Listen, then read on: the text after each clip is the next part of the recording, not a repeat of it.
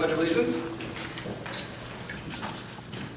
I pledge allegiance to the flag, United States of America, and to the republic which stands, one nation, under God, indivisible, with liberty and justice for all.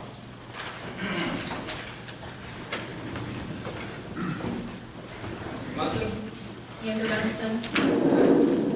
Katrina Binkowitz. Yes. Doug Dake. Yes. Joseph Wetmore. Yes. Edward Levine. Yes. We have the privilege of the floor. Has anyone signed in for the privilege of the floor?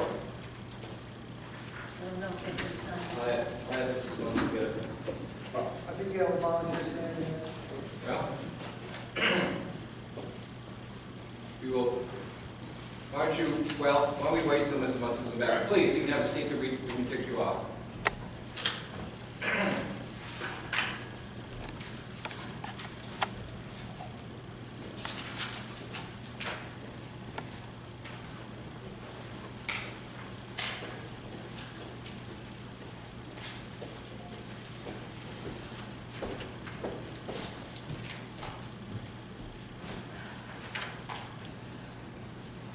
Okay, just please state your name.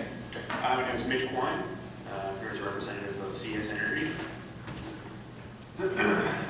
So CS Energy is a national developer and installer of large-scale solar projects. We've been actively developing and building projects in New York State over the past 3 years, ever since the announcement of the state's new clean energy standard in 2016. We're very excited about this year's updates to that standard, which creates a new goal of 70% of the state's electricity from renewable sources by 2030.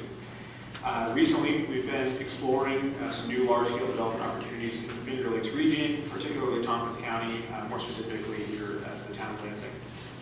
This area boasts a combination of factors that make it potentially ideal for large-scale solar development, including a robust electric transmission infrastructure, an abundance of ideal land that is simultaneously flat, clear, and isolated from the view of large numbers of neighbors and residents. And importantly, it has an anticipated need for electricity generation in this region. We're very interested in partnering with the town of Lansing to bring a well-sited, well-developed, and mutually beneficial large-scale solar project to the town. And we're confident that there are also other similarly qualified developers who already recognize the potential of the town of Lansing. We understand from our engagement with the town over the past 3 months that there are concerns regarding the siting of large-scale solar projects in the town, specifically with regard to the siting of solar on active farmland and prime ag soils. The major concern, as I understand it, is that taking ag land out of production for renewable energy development is no different than taking it out of production for any other form of development in order to maintain the agricultural resource and character of the town, that should be avoided whenever possible. However, solar development is not like most other forms of development. If developed appropriately, it can not only be compatible with, but also beneficial to the agricultural character and resource of the community. There are 4 key aspects of solar projects that best distinguish them from other forms of development. These include the lack of increased development pressure, compatibility with agricultural uses, minimal impacts to prime soils, and the impermanent nature of the systems. One of the major concerns with converting ag land to another use through development is that one development can lead to another, and that development another, and so on until, as a worst case scenario, all the land that was once agricultural has been used up. We've all seen this before, right? A large housing development encourages new retail. New retail encourages more housing, eventually new business parks, warehouses, and so on. Solar doesn't encourage any extra development of this kind. It's naturally self-limiting due to the constraints of the local transmission system. No new services are constructed or extended to reach a solar array that can be used for another form of development. There's nothing about a solar project that will encourage a housing or retail developer to develop land near the solar project. Solar also can't proliferate and self-replicate the same way that housing and other businesses can. Solar projects are constrained by the electric grid. Transmission lines have a limited capacity, and once that capacity is hit, no additional solar projects will be able to connect.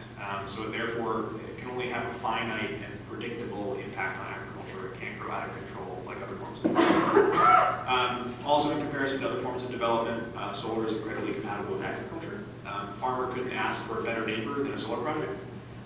Solar project creates no new neighbors who would otherwise inevitably complain about the regular activities of the farm they moved in next to.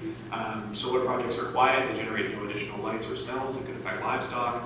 They're also remarkably low maintenance, and there won't be any significant addition to traffic in the area which would interfere with farm activities. There are even examples of solar and agriculture being compatible with each other on the same parcel.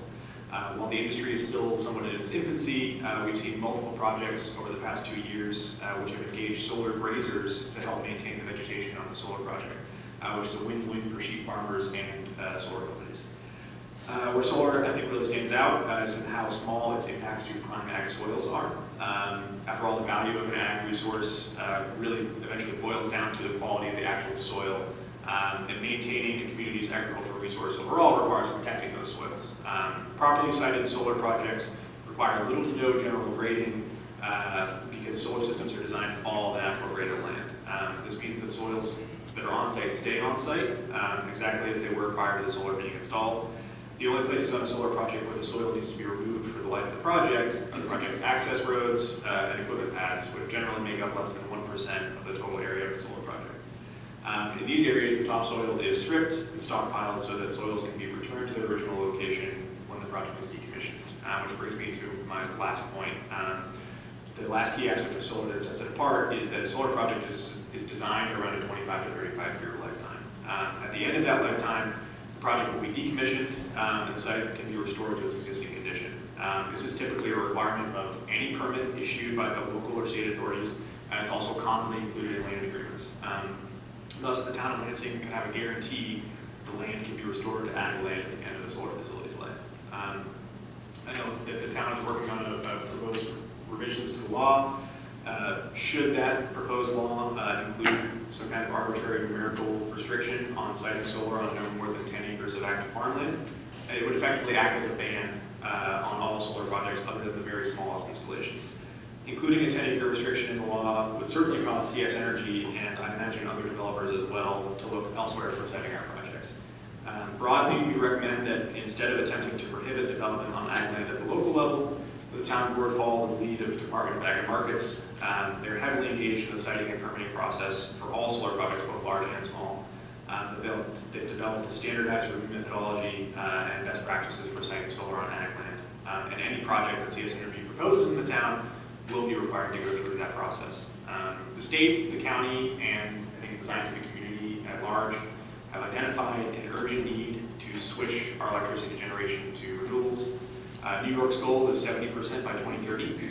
As a rough calculation, that means that we need to install an additional about 30,000 megawatts of renewable energy project in the next 10 years. That isn't going to happen piecemeal, 5 or 50 or 100 kilowatts, or even 2 megawatts at a time, which is what the size restriction currently proposed would create. Large-scale renewable projects are critical to reaching the state's goal, and getting us off of carbon-intense fossil fuels. That means that these projects need to happen, and they're going to happen. And sometimes the ideal site for these projects is going to create an overlap of agricultural land. If Lansing wants to lead the way and to be a part of the state's energy transition, the town will need a law that allows well-sited, well-developed renewable energy projects to overlap with ag land. A good law will encourage renewable energy businesses to invest in the town of Lansing and to develop projects in a responsible way. If the town decides to prohibit development of these projects on any reasonably sized tract of land, it will make large-scale development all but impossible in the town. And developers like us will, of course, look elsewhere. So, thank you for your time. Mr. Klein, if you haven't already, can you send us a copy of that? I have a few copies here if you'd like them. Fine, thank you. Can I ask a question before? Normally it's privilege of floor, Oh, okay. but this is The work session. a unique situation because we actually have people who are active in this business, so I'll definitely allow it, absolutely. We're not looking for debates, but we're looking It's for... not a debate, it's just more No, information. from Yeah. you, I have no worries. It's just that we just want to have some interaction with people who are in this business. I think it would be enlightening as an informational session, so go ahead, Katrina. In this climate, what type of wattage could you expect from what you consider a reasonable size project? How much megawatts per acre? I mean, per size that you are interested in? Sure, so the size of project that we would be interested in is somewhere in the 100 megawatt range, potentially as large as 150. That's what we based on a very preliminary assessment. That's what we believe the large-scale lines running through the town can support. So that would be the size project that we'd be interested in. From a size perspective, an acreage perspective, that would be somewhere between probably 700 and 1,200 acres. Thank you. Any more questions for Mr. Klein? I have a general one. I'm going to take advantage of you since you actually try to implement these things. Okay. First of all, what's the capacity of our? And I'm trying to know anybody here. Do we know what the capacity of our grid is? You know, our three-phase power. Is it? Is it? Another 1,000 megawatts, or 2,000 megawatts? Or, I know that when the power plant was here, it was 309, wasn't it? Maybe. So so it varies circuit to circuit. There's one main circuit that runs, northwest to southeast of the town that comes from the Vega plant. Based on our assessment, assuming that certain portions of that plant shuts down, the capacity on that circuit is around 150 megawatts. So it's half of what the power plant is. Yeah, because the power plant is roughly half, putting power north and south. Right? I mean, it's a very preliminary. It could fluctuate higher than that or lower than that, but that's what our assessment is. Well, this is not going to be a consistent everyday thing, right? I mean, we're not there yet, in my opinion. Well, yeah. So the capacity, the sort of like total capacity on the line is based on if everything on the grid is outputting at peak. So that's what their cutoff is. So it's not going to fluctuate, lower or higher than that, but it could be higher than that based on a couple different factors. What's the efficiency we've seen of these panels nowadays? I know they're evolving, but I don't know how fast they're evolving. Yeah, so the efficiency rating of the individual panels is up above 20% at this point. I think, along 10, 20 years ago, we were looking at panels around the 10 to 12% efficiency. They've come up to about 20% at this point. Then that means a conversion of the amount of energy that hits them as sunlight into electricity. Is that just an average for all year, or is that? So that's depending on how much sunlight is hitting them, but 20-ish% of that gets turned into electricity. So if less sunlight hits, less electricity gets produced. So the angle obviously in the winter is a lot different. Yeah, so the angle matters, the shade, shading matters. If there's cloud cover, that matters as well. Right. Yeah. I think it drops off pretty quickly if you don't have good solid direct sunlight, doesn't it? So yeah, there's a significant drop off if it's not in direct sun. That's why we cite very carefully to make sure there's not going to be any shade, and passing clouds can affect it pretty heavily. But the output of a large site, passing clouds like that don't affect the overall output very much. It just shades individual panels. Do you also use batteries as well? So we are a battery installer and developer. We are not currently planning for battery development in the town of Lansing. It is something that we are interested in and might potentially explore. But right now we're only considering a solar project with no batteries. So my understanding is that these solar companies require usually a pilot of some sort. What also my understanding is we've passed the law already that we take an exemption off from these solar companies, so they will be assessed and taxed at a higher level than aggregate. And as the pilot decreases the amount of tax that the company doesn't have to pay, that will go up. You've done that in the past, have you not? The other companies, you've not gone with the pilot, and eventually you had to actually pay more taxes into the local community? Yeah, so we've seen most of those pilots are a minimum of 15 years, so we haven't seen many of those actually come out yet. We have seen situations where developers had a 10 or 15-year pilot, mostly wind at this point, had a 10 or 15-year pilot, and then following that pilot, they did have to either negotiate a new pilot or start paying full taxes. What we found for solar projects is that the assessment that we're actually getting on the project is very similar to what the pilot payment that we can afford to pay is. So the dollars and cents comparison of full assessment to pilot actually is very different. The difference is the stability and the consistency. So we look for a pilot to lock in our costs for a long term because we're kind of in a fixed income stream with the sun. I mean, I love the reality of these conversations. I'm not, we ask questions not to offend you, but just in general, what would the benefit for the taxpayers be if the pilot and the assessments are the same and there's no tax benefit to the taxpayers? I'm wondering why we would do these.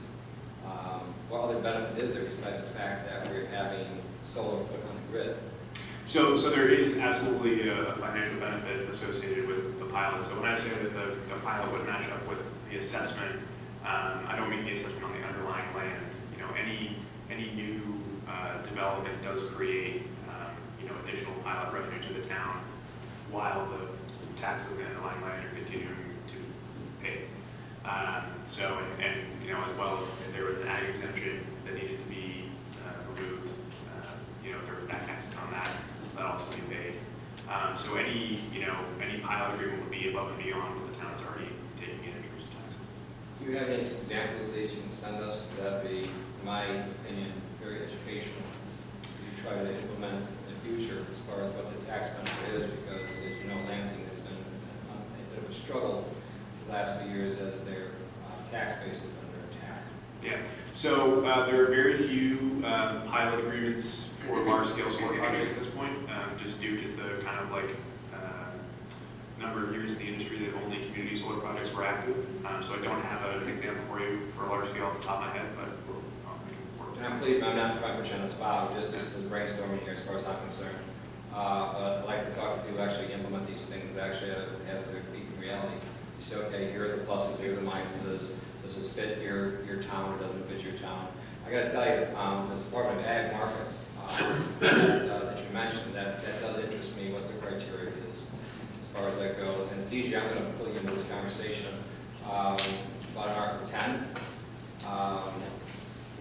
I think it also speak to the Am I jumping ahead or should I wait? No, that's fine. So Tompkins County IDA, the Industrial Development Agency, does have a commercial off-site solar policy, and currently that annual pilot, so payment in lieu of taxes, is negotiated between $4,200 to $4,800 per megawatt of the facility's capacity. So, and with a 2% increase every year.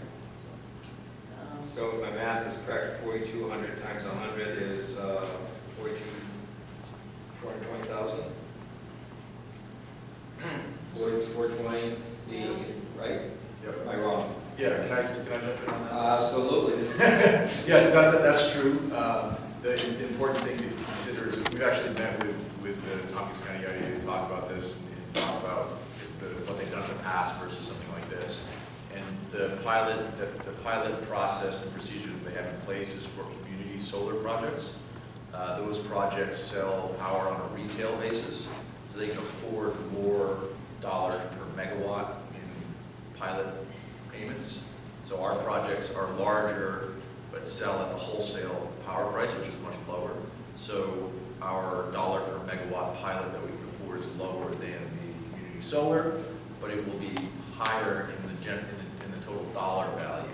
Community solar projects are capped at 2 megawatts, actually, sorry, capped at 5 megawatts right now, whereas we would be building a 100 megawatt system. So for projects like ours, I think a reasonable dollar per megawatt range that you could expect would be somewhere in the $1,500 to $3,000 a megawatt range. So you're talking about $150,000 to $300,000 of total revenue versus like the $400,000 that you get from worth $4,000.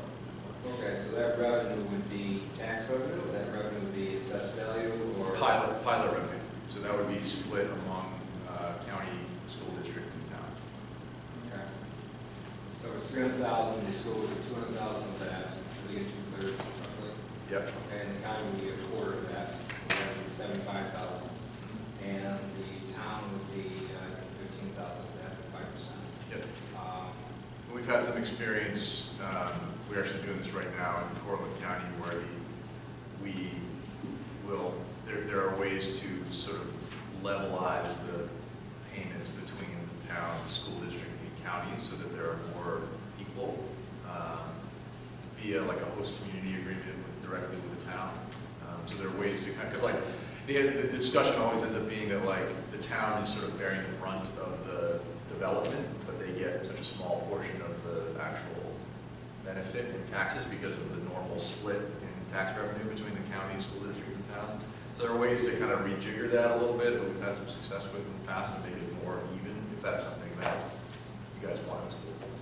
Well, I have two answers. First of all, to protect the tax base because we're all in this together. Yep. It's not just the town, it's the school, it's the Yep, it's everybody. ours, but the taxing entities decide what they want to do with the tax base. We're never getting somebody else's backyard and where they expect us to go in our backyard. Yep. The other hand, I like to do as many tools as possible to try to keep our tax base up because, as you know, it's in many ways, certain parts of it are decreasing. Yep. But it interests me, all of this big picture, how this goes, just from a business standpoint, without going into the prime soils. And the other thing is that from a farmer standpoint, maybe the farmers should have some say in this also. Being at the ag meetings, you know, I've always said, it's your land, what do you want to do with it? And I have no skin in that game. I'm going to get paid the same whether you say yes or no, because I have a job elsewhere. But having said that, and you know, we've had varying answers. On the other hand, though, I mean, to CJ's credit, we went through that corridor where the three-phase power is, and that's another thing. You don't realize three-phase power kind of limits where you can go with these things. It's not like you can plop it on a bunch of scrub brush and say, okay, this is a landlocked area, worthless, we're going to make something out of it. Not within, you know, what, a half mile? Is that what I'm saying? Half mile? That's generally what I would try to say, within a half mile or 3/4 mile of the line.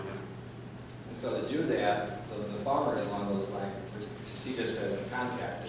If you like. Go ahead, you use me as a segue. Yeah, so, and anyone who's got more info on this, of course, feel free to jump in, but this map that I'm showing here is NYSEG's and RG&E, Rochester Gas and Electric's bulk transmission lines. So these are typically 115 kilovolt lines that can carry essentially the capacity of a system that would be cited as a electric generating facility. So when Ed is talking about Article 10, or folks are talking about Article 10, that was a public service law that was passed in 2011 as a response to essentially municipalities, essentially the state trying to wrest from municipalities the ability to cite utility projects. It's kind of akin to, and God chime in on something like this, but it's akin to essentially preempting local and municipal home rule. At least that's essentially what I'm hearing. And so you can see here, you can see Milton Station, AES, and you can see the line that runs all the way down. This is about a half-mile buffer out from that line. So we did contact at least the folks with major holdings adjacent to this corridor to let them know essentially that the town is considering this. And just to give you a little bit more kind of background information, these are leased farmland, so it's 85, 70 acres. And I'm not sure as of when this is current. I think it's 2013 land use land cover. But I believe the gentlemen here are talking about these particular lines here. These circuits can hold the smaller projects like they were just talking about, these 2 megawatt projects or 5 megawatt projects. Those lines essentially that you see in red, and you can see the whole corridor, see it's like its own, it's really its own set of parcels that's owned by NYSEG that bisects the town. But these red areas are where, for instance, you could cite one of these smaller community solar projects, for instance, right here on Jerry Smith Road, that probably looks familiar. There's just a project that was recently approved there.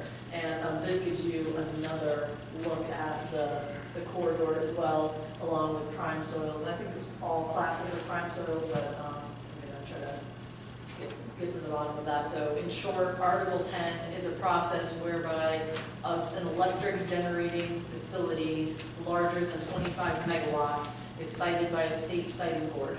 So there's allegedly 2 local representatives that get essentially nominated to be as ad hoc members of this siting board locally, although I've I've heard a lot of mixed reviews on how that actually shakes out. And then the state comes in and basically does a massive environmental quality review, equivalent to an environmental impact statement on that project. It's basically like citing a power plant. It is the equivalent, I think, of doing that type of project. That can probably chime in a little about that too.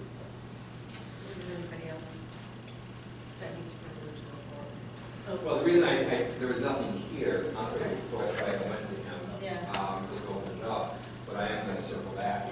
But since we had this conversation started, I think this is great information, a source of information to consider. The other thing I would ask is that, when you do 25 acres here, 50 acres there, maybe you do it in spots. I mean, are we looking for one swath of land, or what are we looking for? We try to consolidate as much as we can, just in terms of the electrical efficiency is best if everything is together, because you have, losses of electricity as it runs through long lengths of wire. We could potentially look at, out of the, say, 500 or, 1,000 acre project, we could potentially be doing chunks of, 100 to 150 acres, but I don't think we would want to be looking at chunks that were smaller than that. One of the limiting factors is the willingness of a farmer to lease it to you. Absolutely. I mean, you're looking for anywhere from 700 to 1,200 acres, and you may not find that. That's it. We've engaged at this point with a few folks. We've generated a little bit of interest. We think that there definitely is interest in the town from landowners and also farmer landowners who are considering either leasing a portion or all of their farm.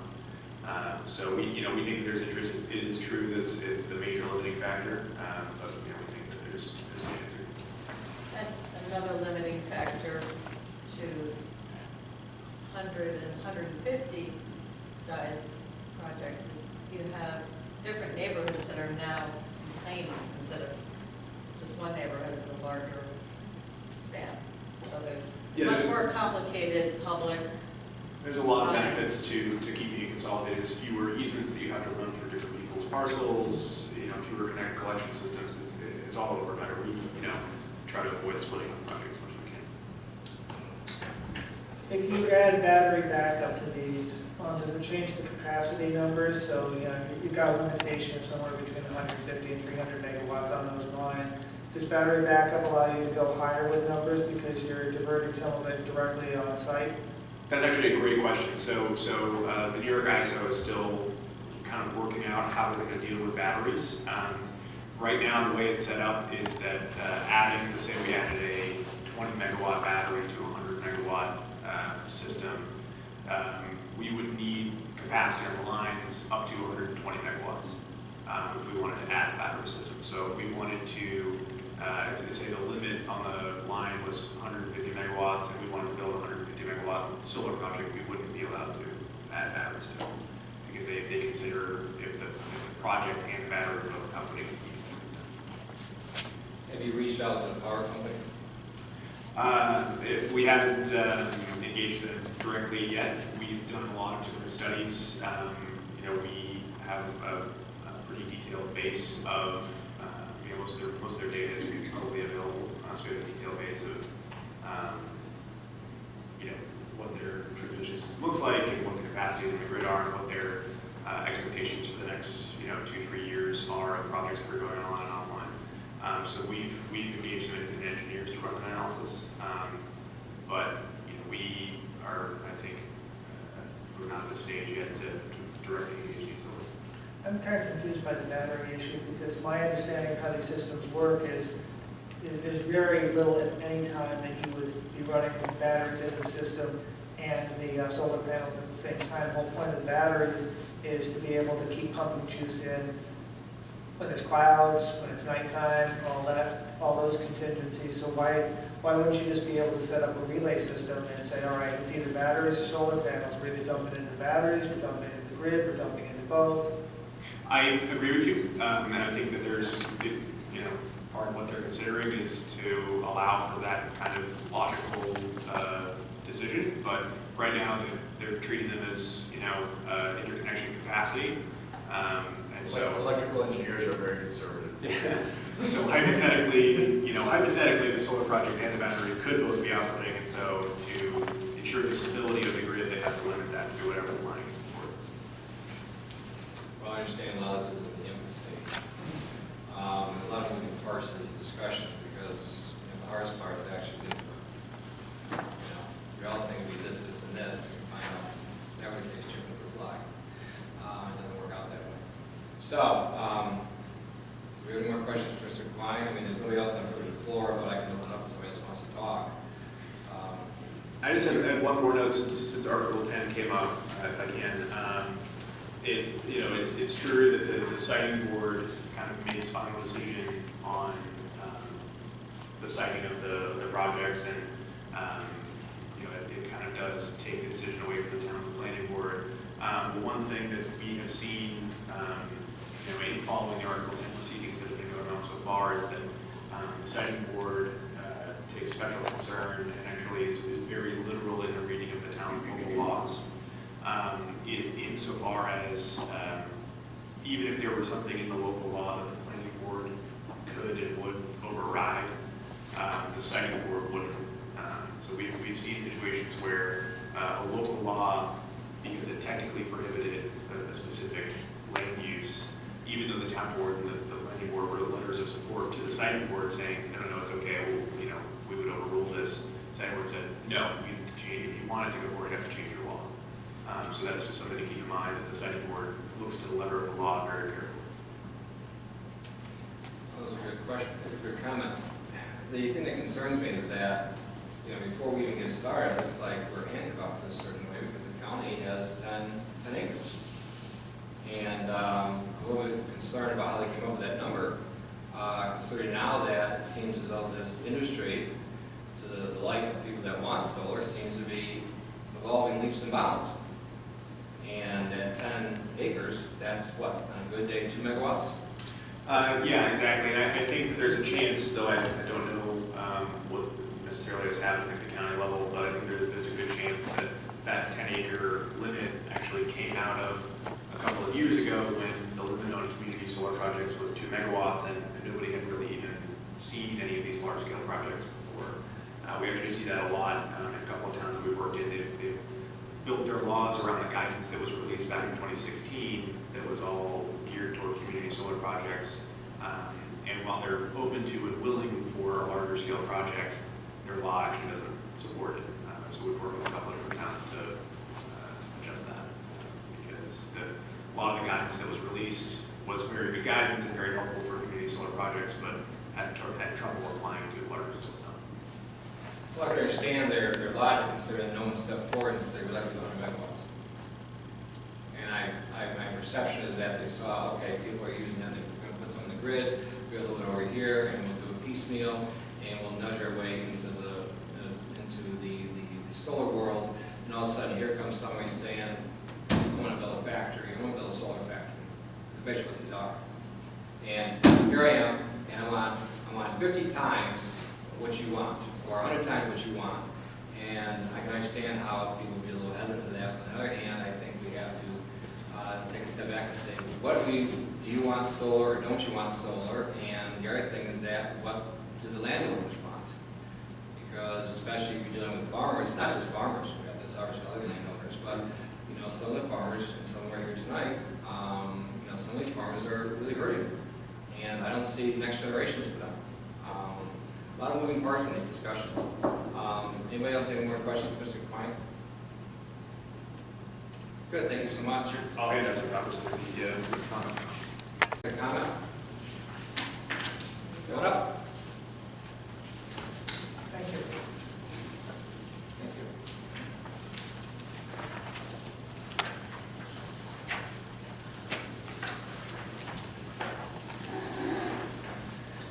Hello, Mike Licolaire, 118 Ross Road in Lansing.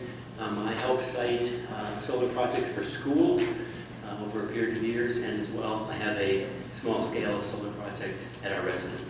I'm not going to go into the 10-acre ag exemption issue. I think that's already been covered, but I do want to turn to page 7 of the ordinance, where it talks about small-scale solar energy systems. In the middle of that page, it references percent of lot coverage, as well as where on the lot it should be able to be sited. And I would hope that you would reconsider at least Article 4 of it, I think it's 702.13.3, which talks about front yards. I know a lot of people don't believe that a solar system being visible from the road is attractive, but I think that's up to the landowner. I would ask that you consider taking that out because I think a person should be able to use their front yard for their solar installation if that's where the sunlight is. And if they want to take the risk of their property not being valuable because they've added that, that's on them. I understand there is an impact to neighbors, but I would certainly ask for that consideration for the small scale systems. But I also support the removal of the 10-acre ag exemption for the large scale systems. Thank you very much. All right, thank you. Anyone else? Go I ahead. want to add a comment that if you want to see what something like that looks like, Forest Home has one right in the front yard. It is the front. It is the front. Doesn't somebody have one on Salmon Creek Road? Is yours in the front yard? I'm not sure, I'd have to work it out, it might be considered side yard. Okay, depends on which way your house faces, even though My it's. house faces the street, but it's on the side, and I don't remember the exact definition. But I think Mike actually makes a good point. You got a variance for that, though. I got a variance because it was closer to the road than, Right, you had, right, but yeah. there's still a variance involved. yes, But that was the only place you could put it. that was the only place I could put it. So, I mean, Well, there's a provision at that point to be able to do that. Well, I'm thinking what Mike's saying makes sense from what we might consider changing this language so that the planning board has a little bit more leeway. Because we don't want something like Forest Home in which they put a big solar panel between the road and their house and all you can see is a solar panel, which is really stupid. And someone who, their front yard is much larger, which we have here in That's my Lansing. point. And it might make sense to have it in the front yard, and it wouldn't obscure the house, it wouldn't be as, but giving the planning board some of that leeway. It's just to say that small-scale solar energy systems are intended to be exempt from planning board review. So as long as you met the criteria for a small-scale system, so that would be under approximately 25 kilowatts. So that's like about 10,000 square feet, then you could just go ahead and install it. I thought that was only on buildings, I thought it wasn't freestanding. No, it could be Is either that ground mounted. freestanding? Okay. Yep, it could be ground mounted or any small-scale system. The idea was to encourage folks to do those, but we could certainly address the front yard piece. Okay, anyone else have more comments? Go to the floor, now we'll close it. CJ, do you want to move forward with anything else you want to add to this? I would say this, I've been at the, after I reached out to the county, I was essentially concerned about what they would send back to you as the town board if you wanted to move essentially a local law forward. So about a little more than a month ago, I reached out to them and said, hey, would your recommendations still be the same for the formal planning referral that we had to send to you? And so that kind of started this conversation, and I've been talking with the Commissioner of Planning quite a bit, and she's directed me to a number of folks, both in Erie County. I actually had a call with planner in Schoharie County this morning, who are kind of in the midst of these large siting projects. I'm getting mixed feedback on whether the local law really does matter. From developers, I'm hearing that it does, and from the municipal and county planners, I'm hearing that the local laws don't matter. So I just want to let you know I'm going to this training tomorrow in Syracuse that's being hosted by Barclay Damon, a law firm that does a lot of these types of projects. And I'm hoping to get something definitive on that. So, and then I'm hoping to tell that to you as soon as I know it. It's kind of the really state-of-the-art in planning right now. No one else has gone through this. There are no Article 10 projects, solar projects that have been approved by the state. No one has gone through it, no one. So there's only 2 projects that have been approved, and they were both in the southern tier, and they were both big wind projects. So we're kind of part of the guinea pig crowd here, so I just want to let you know we're doing our best to do as much background research as we can, and networking with the other planning folks and trying to get fuller picture of what to expect, essentially. I suspect we get a lot of information, but not a definitive answer. Yeah.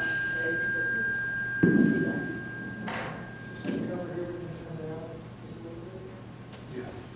So it remains to be seen, essentially, how the local law and any stipulations in the local law will affect essentially the siting of a huge power plant if the state sees fit, essentially to do it. And that's why I was really careful to share the bulk transmission lines with you, so you kind of, and it made me a lot more aware of, oh, okay, you start to piece it together. They're going in Pendleton and Cambria and the town of Sharon, and you start to line all these projects up, and you realize exactly where they are. They're all adjacent. The state is going to go for the gusto. They want to site huge projects, big solar arrays, and they want to site them right by those blue lines, and there's not that many of them.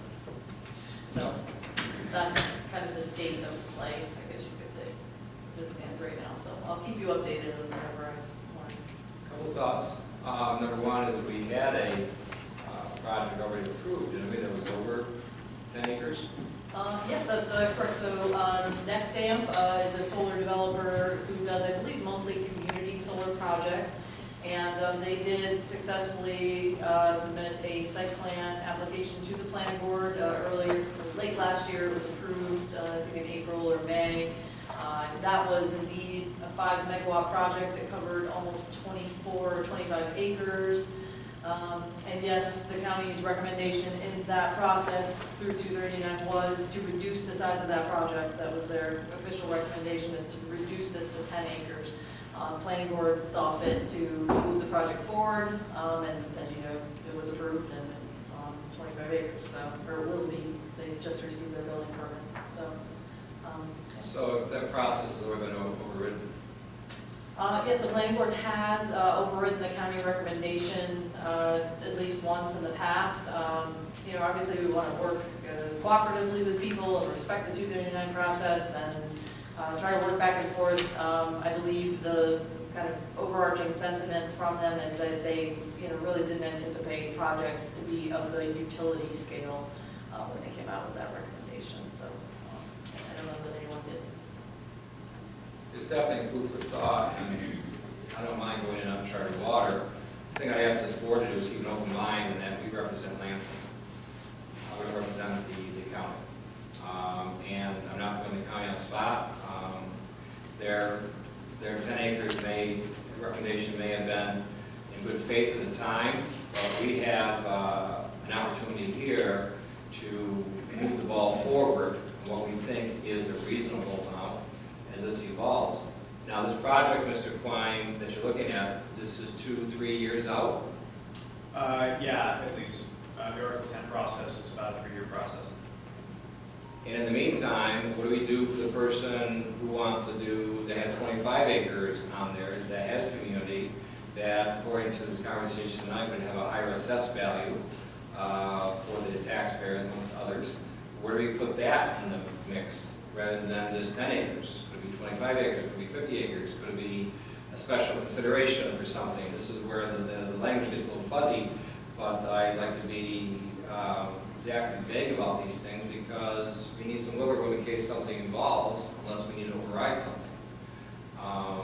We put a higher amount on it, we can still override, you know, change the law, whatever. We've done that before with other developers as the businesses evolve.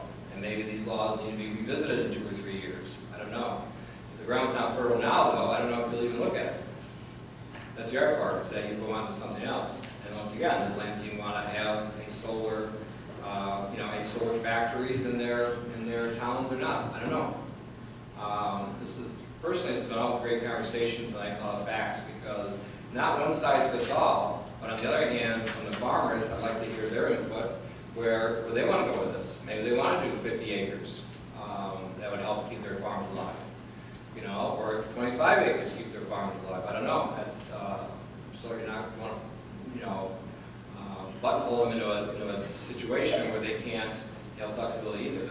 Because the other option for farmers is they'll sell road frontage, like they have in the past. And now we sell building lots, and that never goes back. So, a lot of things to think about here. Anybody else have a comment before we move on to, does this about covers this for tonight, or do you want to touch more base on the CJ? Just whatever the town board would wish to talk about regarding the draft, things you want to see added or subtracted or amended. Let me pass around some of my suggestions. It's on the second half of this sheet, because I also have stuff on the IDA language. So you want to with you where it says solar law in bold. I think there should be a copy for CJ as well. This is essentially what I emailed around, was a number of changes.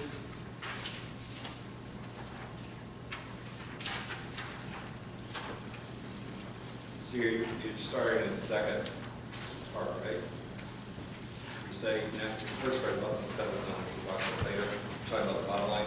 Well, there's several changes that I'm talking about. One is 802.18.1. What was taken out was a requirement that the applicant identify a lot of these important things, the critical environmental areas, the ag zones, the designated things in their application, so the planning board would have that information when considering it. I think that ought to be part of the application process. So when the planning board is looking over an application, they know what are the prime soils, wetlands, critical environmental areas, and all that. And I'm not sure why that was taken out, but that was in one of the earlier drafts, and that was part of the application. These are not to give guidelines, they're just to identify the. This is just to identify it so that the planning board has that information when reviewing the process. I think that's reasonable. Was there a reason why it was taken out? Yeah, it was at the suggestion of the county, and I don't recall exactly why they suggested it. Can I take 5 minutes to go on the screen? There's a little bubble that says removed as per county planning and the date. I don't. That's I a tried great to- out. Plausible. So, yeah, anyway, so, but yes, we can certainly add that back in. Let's skip over the next one, which is the contentious 10-acre thing, and go over to the siting restrictions, in which it lists a number of restrictions. This is further on down the page. And the language here is kind of odd, because it says that it should not locate in the following unless approved by the planning board in conjunction with site plan. And this is talking about large-scale solar, so all of them are going through site plan.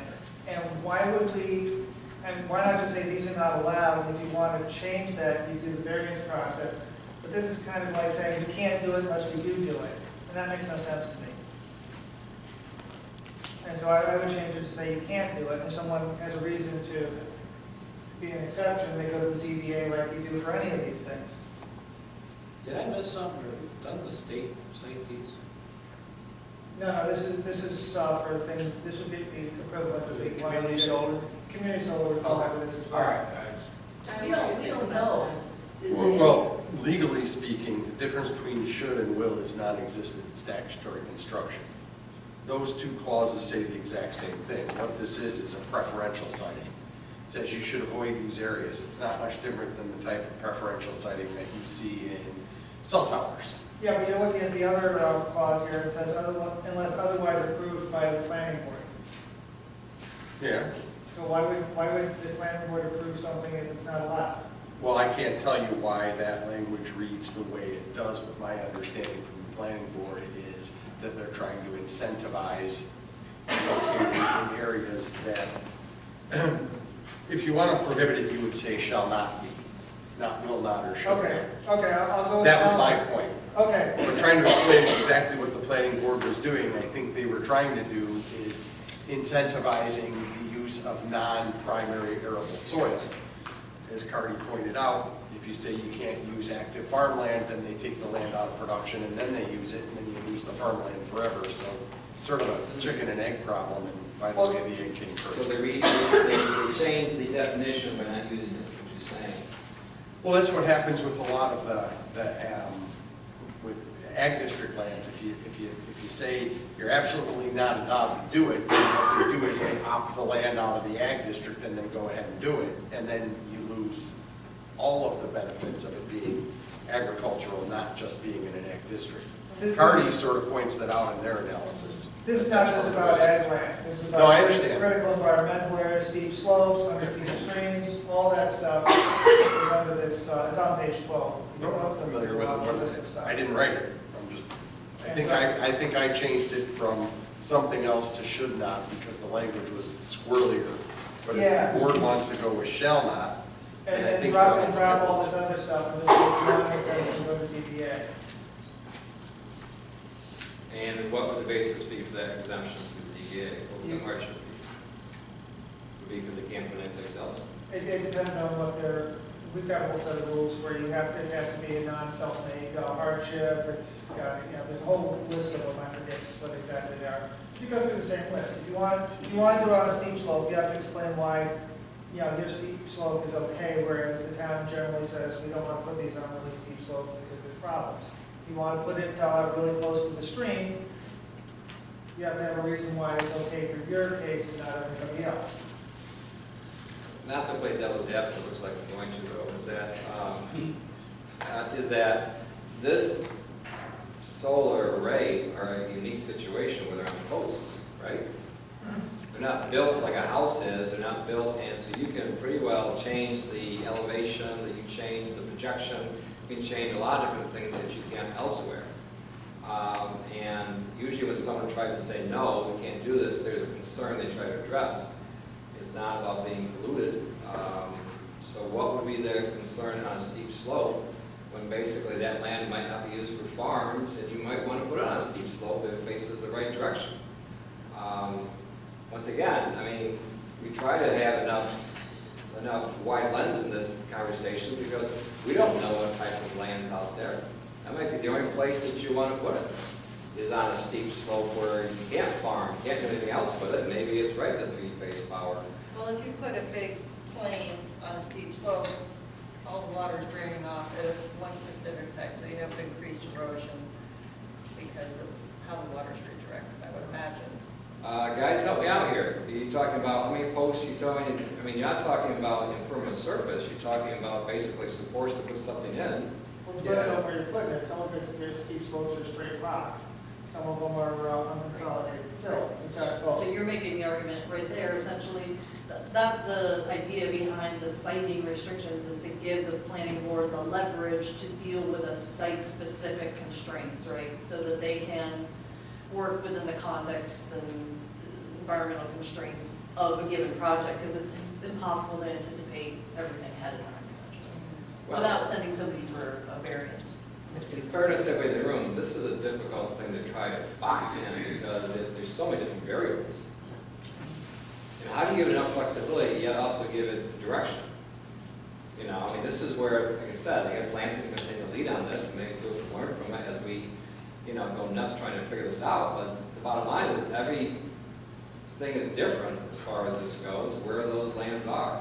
And unfortunately, it doesn't fit the same thing as improving the surface as a parking lot would or anything else on a steep slope or any of the runoff, because you're talking a very small area, basically.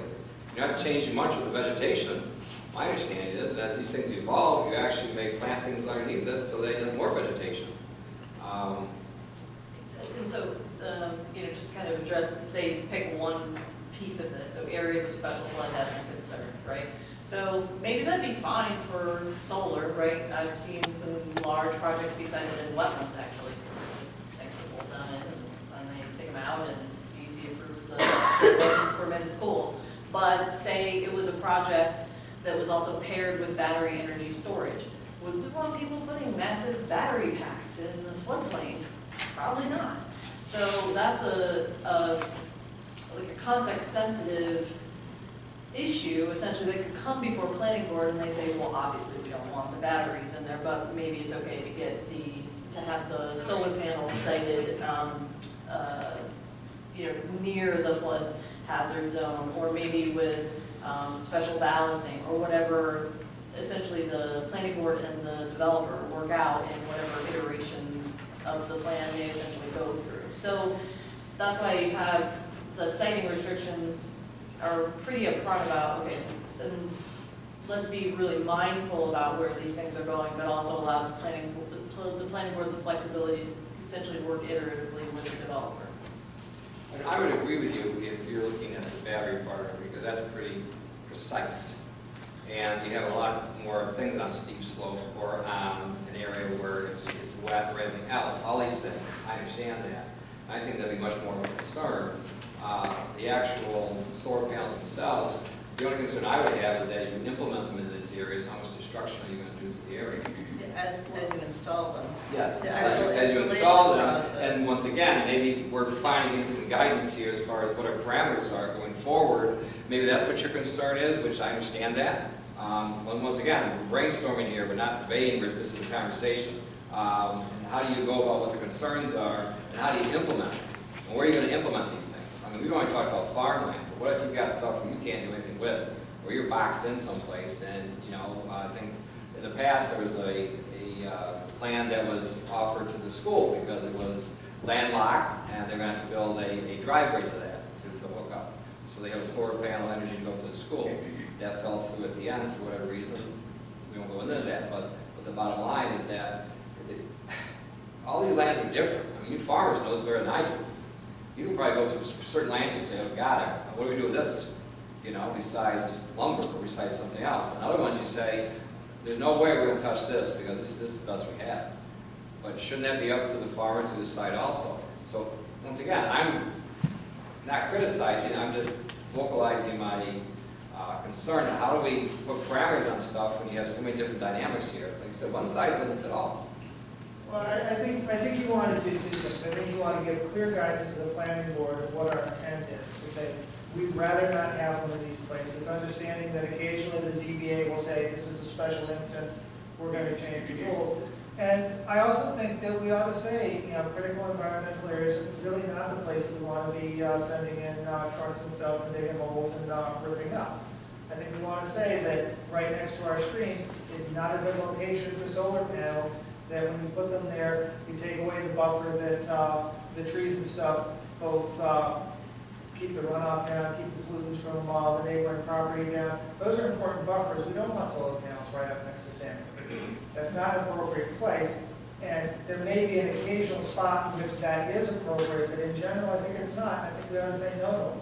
Do they have three-phase power by 73? Oh yeah, the power lines run right over it. Yeah. Okay, so you're concerned, I mean, part of this is, okay, fellas, the vegetation concern. I mean, it's not like it's going to be a permanent surface. It's not like it's going to be runoff here. I mean, filling in, like I said, educated me a little bit here on that. Does the shrub brush still grow on these things? Yes, the runoff is the same or slightly better than it is now. So they'll still be vegetated. The panels don't actually create like a sheet flow because there's gaps in between each one of the individual panels, so the water falls through. So every time we've done, you know, we have to do a detailed SWIP for all the projects. Every time we've done the engineering calculations, come out to be the same or better than the existing condition. I would agree with you on the critical environmental areas because it's not the fact that they're there, it's the fact that how do they get there, that's the concern because of the destruction. And you're changing the ecology in which sensitive things may be growing, and you may make it impossible for them to thrive. I'd say one other thing to keep in mind is that the seeker review will do a really good job analyzing all that sort of stuff. So like one of the components of the seeker process that you have to go through for one of these looks at critical environmental areas. They look at wetlands, they look at species. So like there's a process in place where the planning board feels like this is an issue they're citing as a critical environmental area that we can look at, they can require a developer to go through an environmental impact statement to study it and figure out if it is an issue, and if it is, they can't build there basically. So that's something else. Like all of the common theme in this whole area is that all of these items are in the secret review as well. So and which also gives the planning board more discretion to approve or not. So, you know, how they feel about it. And this is a little bit of a side note, but there are no critical environmental areas it's actually designated in the town of Lansing. This was meant to be kind of thinking ahead, and the towns were to designate some areas, critical environmental areas. This would give the planning board and the conservation advisory council, that would give some weight essentially to that recommendation, but we don't yet have any of those designated. There's only one in the county. Yeah, Coiglen or something, I think, yeah, is the only one, so. I don't want to put more work on you, but is there a way for us to do certain things for certain size projects? If you have a certain size project, here's the criteria. If you have a different size project, same thing you do with a house as opposed to a 3-story apartment building with 12 units. Yeah, and that's a good point, and maybe we haven't been fine-grained enough about it. We kind of, talking to Lynn and some other folks, we tried to tie it to a square footage threshold. So anything over 10,000 square feet, we figured, okay, the planning board should see it. That's about a 25 kilowatt system. That's pretty big. I mean, an average home is like what, 7 or 8, 7 to 9, 7 to 10, something like that. It's like twice the amount that an average home essentially would consume or produce by these panels. So that was the thought, which was okay. And also it dovetails nicely with the unified solar permit, which the town has adopted, which means essentially streamlined systems under 25 kilowatts. They fill out a simple form, and it's a pretty straightforward process, whereas we really essentially subjected systems over 10,000 square feet, they're just going to planning board. But if we want to come up with different thresholds, I'm all ears. To me, we kind of have this gray area between 10,000 square feet and 25 megawatts. So 25 kilowatts and 25 megawatts is this kind of, where we can have some different tiers. Well, it sounds like we're looking at a minimum whale at the same time. It's like, it doesn't quite all fit the same. And I'm not supposed to know you guys, but I'm just saying that our discussion, I get the sense that a lot of times we're trying to fit everything in one criteria, and maybe the local community, maybe it's over 10 megas, about 10 acres, maybe it goes up to 25 acres. That's a 5 megawatt at the best, right? I mean, usually it's a 5-1 ratio, 5 acres per 1. Trying to think, what are, other than the scale of the project, what would be the differentiation in land uses of different sizes, right? We're trying to think about impacts and mitigating those impacts, both through site plan review and then the accompanying environmental quality review process, essentially, right? So what is the tipping point at which a system goes from being really big to massive in everyone's mind, right? And to me, it's that 5 to 25 megawatt range. And P.S. remember, 25 megawatts, once it hits that capacity, it's out of our hands. It's likely going to be out of our hands and dealt with by somebody else. So. Well, it seems like it's the difference between selling retail and selling wholesale. When it's a wholesaler, it's the really big projects. When they're selling retail, that's the smaller projects that we're talking about. Like a community sold. So you got three tiers. You got, I'm doing it for my house, I'm selling it retail, I'm selling it wholesale. Yeah, I think we're working close to an analogy here. Like I said, we're trying to write something that nobody else has done before, and I appreciate all the good input. But you're absolutely right. It's like, okay, this person wants to do this. This person wants to do this as a minor commercial. This one wants to do it. Okay, this is the factory.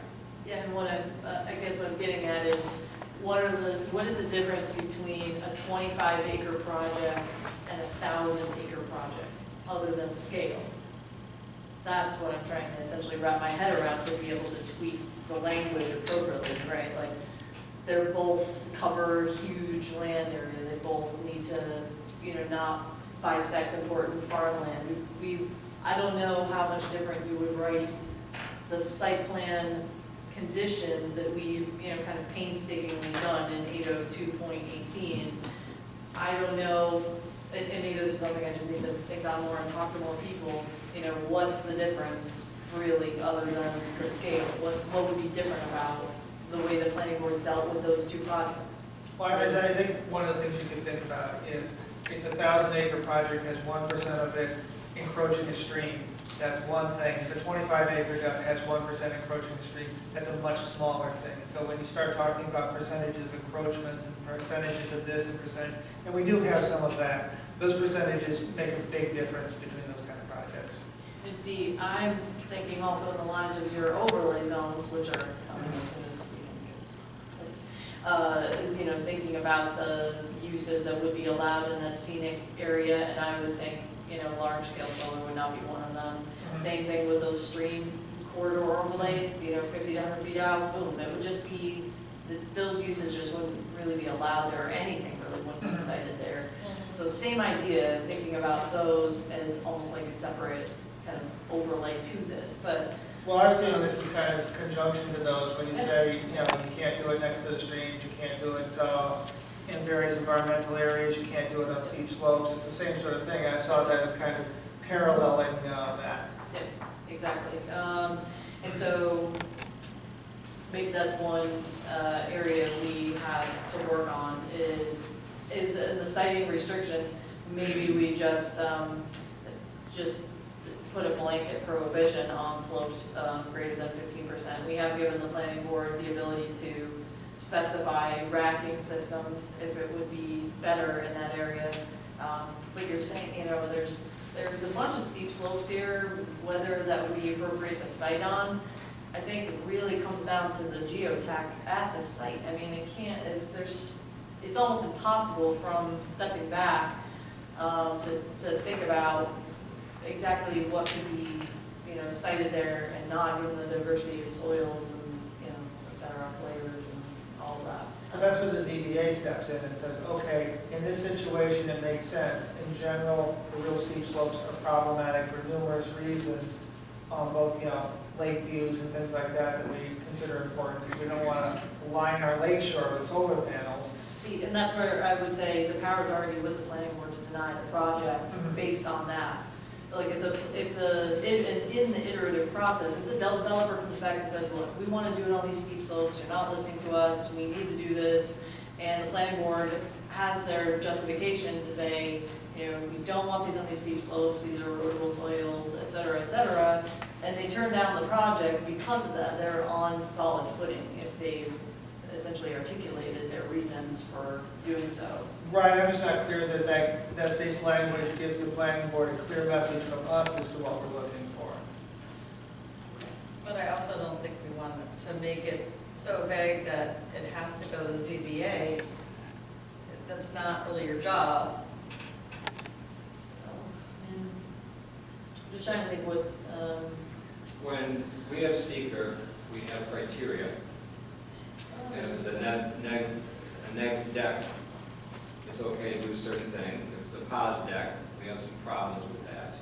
yeah, a positive is just saying, essentially, I mean, in a nutshell, that the planning board needs way more information to be able to make a decision. And this is going through That's seeker. I'm trying to get enough flexibility. It also lets us evolve, because we're at the infant stage here. Who's to say in 10 years you're going to have panels 20 feet high, and there are going to be 3 of them in a row, they're going to be moving back and forth with the sun. I mean, geez Louise. I mean, You know, really?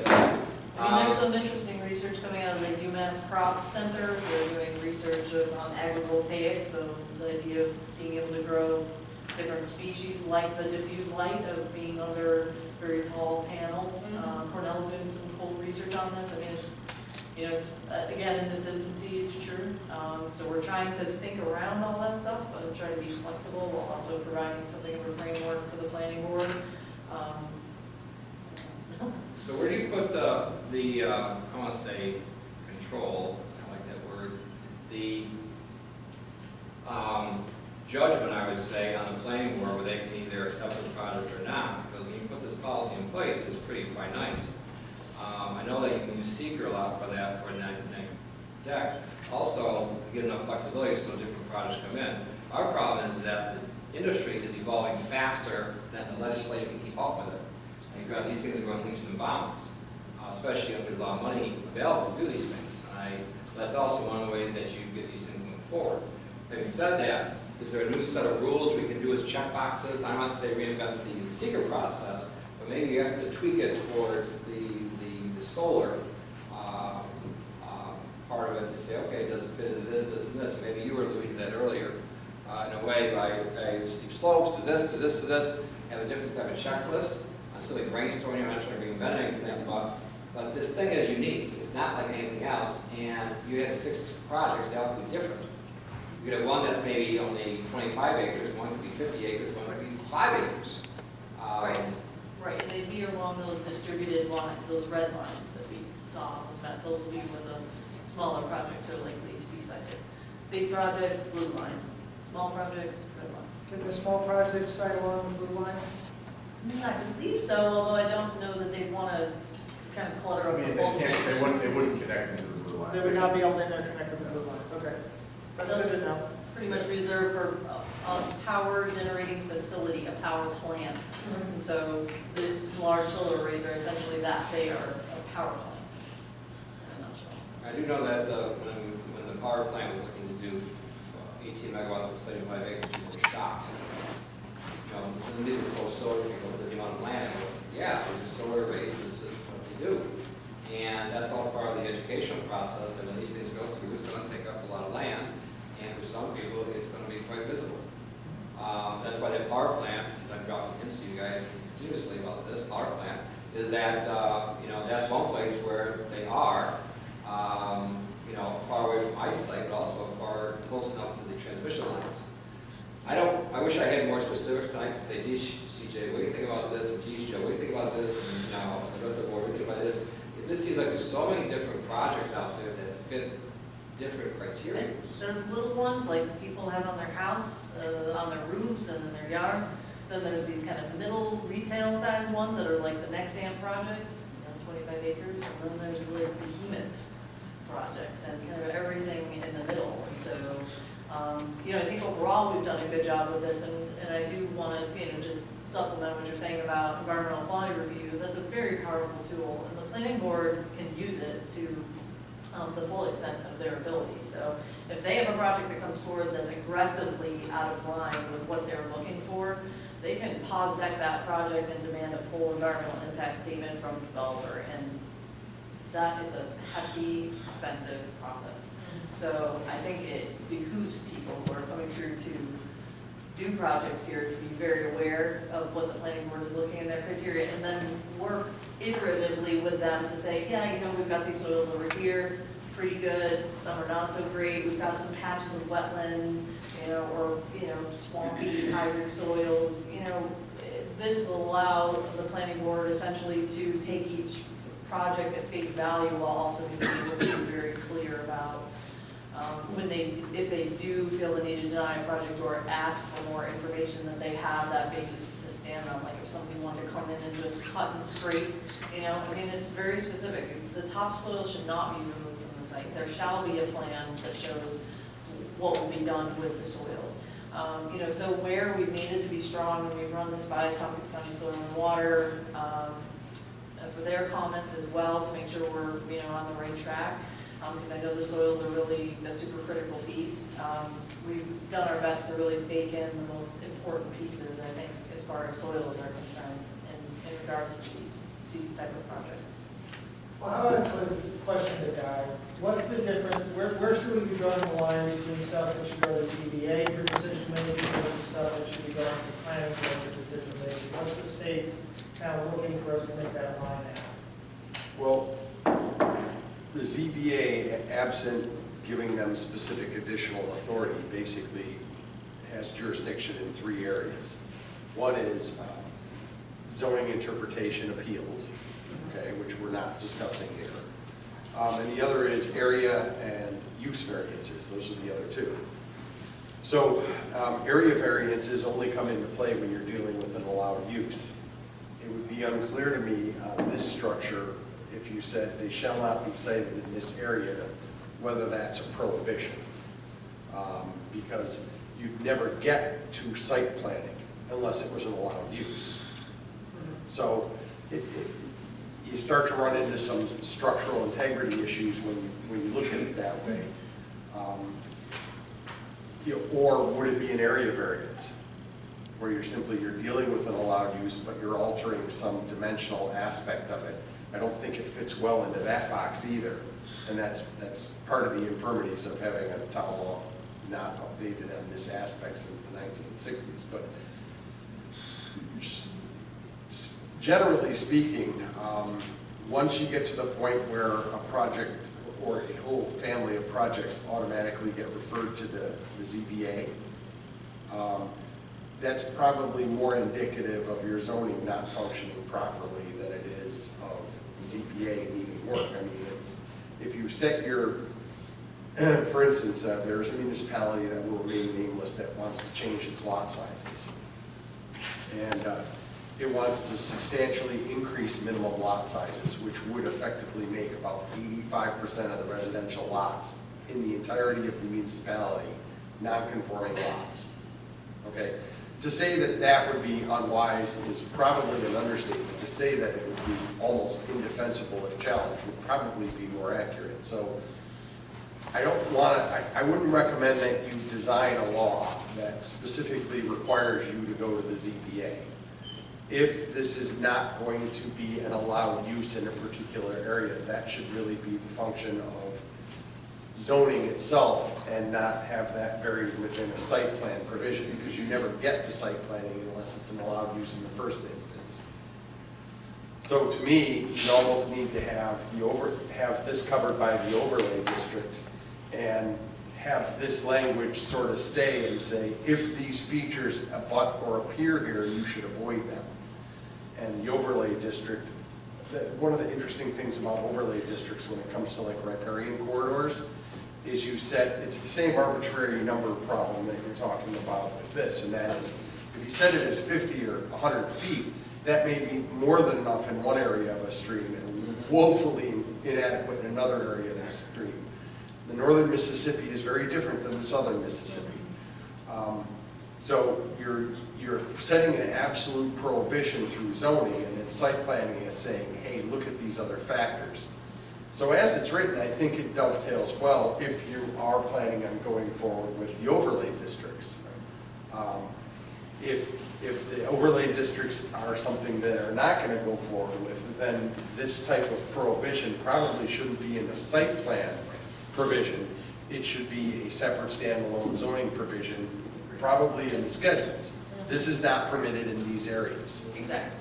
If we would do stream corridors only by drainage basin, right, you want the width of those to be commensurate with the sub-watershed, essentially. And is there any zoning that you know of that restricts development of these anywhere from 25 acre to 100 acre, restricts by the population density in that area?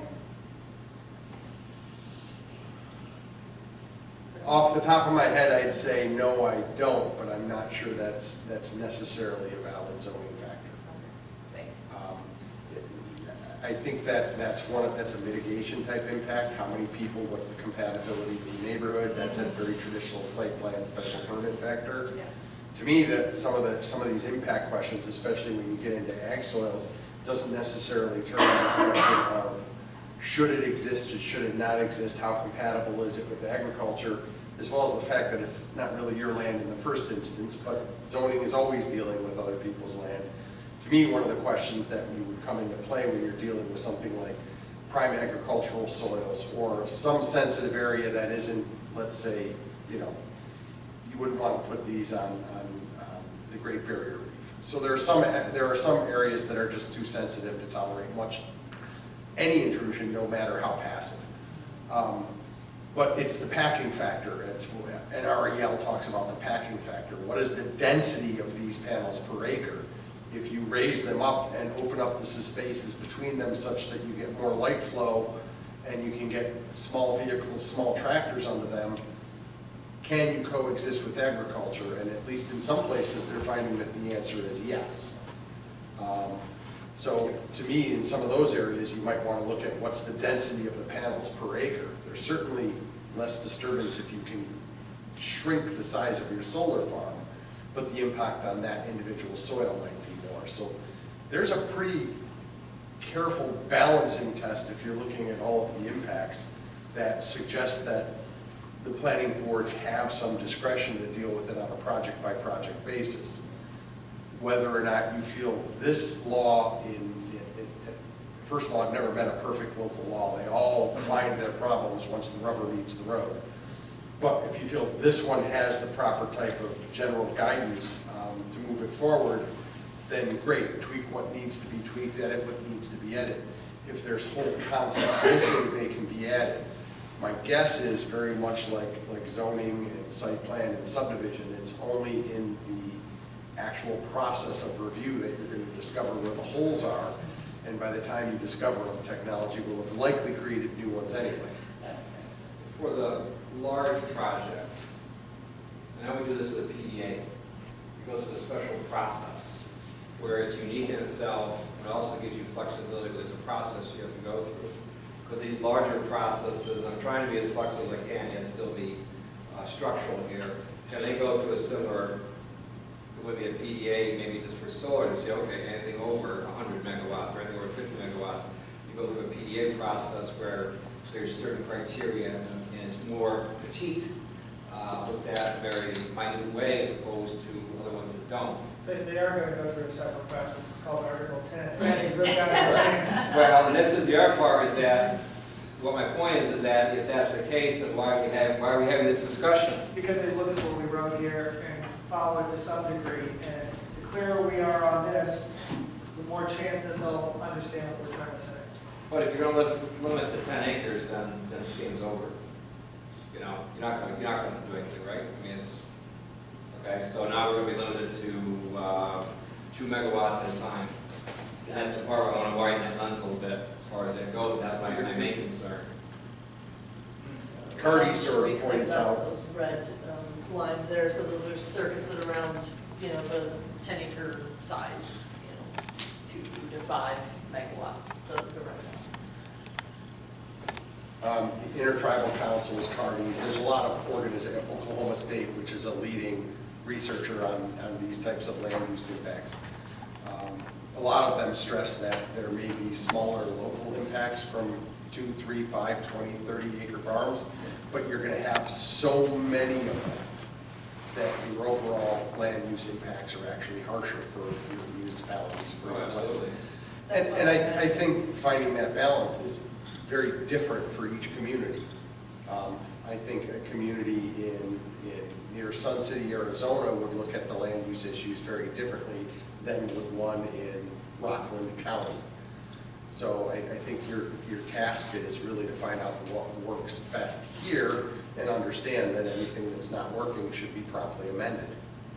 Well, you know, we have farmers in the audience. I'm going to try to draw you into this conversation. Are there certain areas, certain acreage that, I mean, is 10 acres enough for solar if they approached you? I mean, what numbers are you looking at? Because it's your land. I mean, I want to do the whole farm, how many acres is that? 200. I'm going to get out, I want to be out. I don't want to play little games.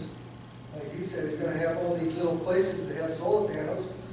Why not just have one area that has solar panels and the rest of it to be... To move back in the other direction, it's more controllable, if that's the word, because you have one area. You have 200 acres, you're going to roughly, what, 40 megawatts, roughly? Jean, you're going to say something? Yeah, I sat through several years of working on the Ag Committee, and it was always the land, the farm land. What about the farmers who are going right down the tubes right now? You know, there's nothing going to bail us out. We're going to have to go. This Friday, there's 2 big ones selling out. 800, one's 800, one's 1,500. It's not just the small farms. And I'm saying this, and please don't tell me, I'm not trying to throw stone at you when I say this, but you've already sold some of your land to pay your taxes in the past. Correct. I mean, Our taxes just keep escalating. we're down that road already, and then we're not going to get that farmland back. I mean, there's houses there already. Once again, the reality is in the room here as far as what do the farmers want and how do we massage this so we have flexibility going forward, because if we go with the 10 acres, I mean, once again, I'm not arguing against the 10 acres. I'm trying to find something where we have flexibility in this, especially when you have people that want to do this. It's not like, well, if a farmer came through and wanted to sell 200 acres, can we do it? I mean, here's somebody who says they want to do it already. And if you sell that acreage for housing, that's a huge burden on the schools. It never goes back to agriculture, ever. Amen. And I think the argument that these solar panels are going to go back to agriculture is questionable. It doesn't seem to go back that way, even though we've got all the things. In 30 years, you have a new generation of panels, and the same incentive to produce the power that we have now. It's not like power generation is going to go down. We're suddenly going to need less power. So I don't think saying this will go back to farming in 30 years is a realistic expectation. I think when these things go to solar panels, they'll stay solar panels, and we'll find reasons to adapt around those solar panels. Just like when that power line went in, what was it, 70 years ago? They weren't thinking about generating power along it. It was just for the power plant. And now the world has changed, and that line isn't going to go away even though the power plant is. It's finding new uses and new variances and changing the aspect of the land around it. And I think you'll see the solar panels do that over time as well. Oh, I may differ on that. G5, G6, G8, G10. Panels now will be 15, 20 times better than they were. They'll be higher, they'll be smaller. You'll be able to till under them now, use the land and also do the solar. Absolutely. I mean, you know why? Because there's money involved, and money is the great engine that drives us. There's nothing wrong with that. why don't we just put them in the roofs of our cars? Oh, amen. I mean, it's come to that, and that's okay. I know people who have a boat hoist that runs on solar power. You know? I was just going to say, there's two aspects to what you mentioned, Joe. One is what is the development pattern in areas of the U.S. where this has been in existence through the generations of solar panels, basically the American Southwest. And that hasn't happened, but in part because a lot of facilities were abandoned in place, which has led to the modern emphasis on reclamation and restoration bonds and removal bonds. The other aspect of it is if you have increasing demands for energy and you already have a site that has been adapted to generate power, and you can either upgrade that site to produce more power or disturb a new area of land, the adaptive reuse of the existing site might be a better choice. But we won't know for 30 years. So I think that's your concern, is we don't know the answer to that question yet, and that's something we should be considering. Is that? I think we can't assume that it's all going to go back to farmland in 30 years. I think that's said as it could go back, but I don't think that's what we're going to see. Yeah, to me, that's the distinction. It could, whereas if it goes to a single-family home subdivision, you have your answer right up front. Absolutely. I don't want to say that. I don't think this is as binary a choice as it might seem. The agrivoltaics research that's like coming out about a minute is talking about which varieties and which crops do better actually in the shaded area, and how soil moisture actually apparently is a win-win-win to do the farming along with the 18 or 20 foot panels, because it increases their efficiency essentially. Like the overheating panels are cooled down, and then the crops underneath are emitting that water of transpiration, so it's cooling the solar panels. It's like, seems to be a really kind of symbiotic relationship between certain crop species. I guess kale is one that likes it, chard likes it too, jalapenos, I don't know. Apparently there's a whole mess of crops that they like to be under the panels more than they do. Tomatoes, I guess, would yielded a lot more. Shade for livestock. And it keeps people who are picking, the folks who are harvesting the food, then they stay a little cooler too, you know, because they're not out in the blazing sun. And I mean, there's some, you know, obviously it's very new, and it's, you know, the studies are just kind of being released right now. But like I said, the UMass Crop Center, the crop research is doing a lot of work on this right now. So that leads me to believe that these really can coexist together as long as we don't do dumb things like stripping off topsoil and cutting and scraping the land. I mean, if we can get them to work together, you know, along with grazing and then the pollinator planting, we've included a requirement in here to plant for pollinator species That's a great point too. So, you know, between, could possibly all these things essentially work together if we plan them out well at the scale of the project. That's my thought on it. Don't we have height restrictions here? They can only go It's 18 feet? 18 feet, yeah. Right, so what I'm thinking is, yes, I see their potential in the future, but we have to tweak the law even as it is to allow for that kind of stuff. Why Because, not, why not then? what I'm saying is, when that. If you go higher than 18 feet, your project's gonna go higher than that? It wouldn't right now. There'd be too much investment in structure. Right, but we don't have a secondary income source for you to like do different engineering and stuff. And I'm saying is, when what CJ is describing comes forward, that would be a time for us to relook at our law, because there's a whole new technology coming forward, the panels will be different, the uses underneath will be different, and we want to change things like our height limitation, which we have right now, which precludes what she's talking about, Why not do it now and get the incentive out there? because we don't know what the new parameters are. Well, jeepers, I you think know? your disbelief is, I think the 18 feet does actually have a rational It's, basis. In reality, it wasn't picked out of the air, it was, yeah. Right, it has to do with the a height that's somewhat consistent with the roof line of the average building, so you're not generally obtrusive from a distance. At least this is what I recall from the planning board's discussion. And two, taking into account that the actual height can vary based on whether it's a tracking panel or a stationary panel. I'm just saying, with the technology that we're talking about, doing something completely different than what's being described now, this law is going to have to adapt because things will change. And so instead of trying to make it magical for whatever possibility comes up, we need to look at what's coming forward right now and gearing our law for what's available now, not what might be available in the future.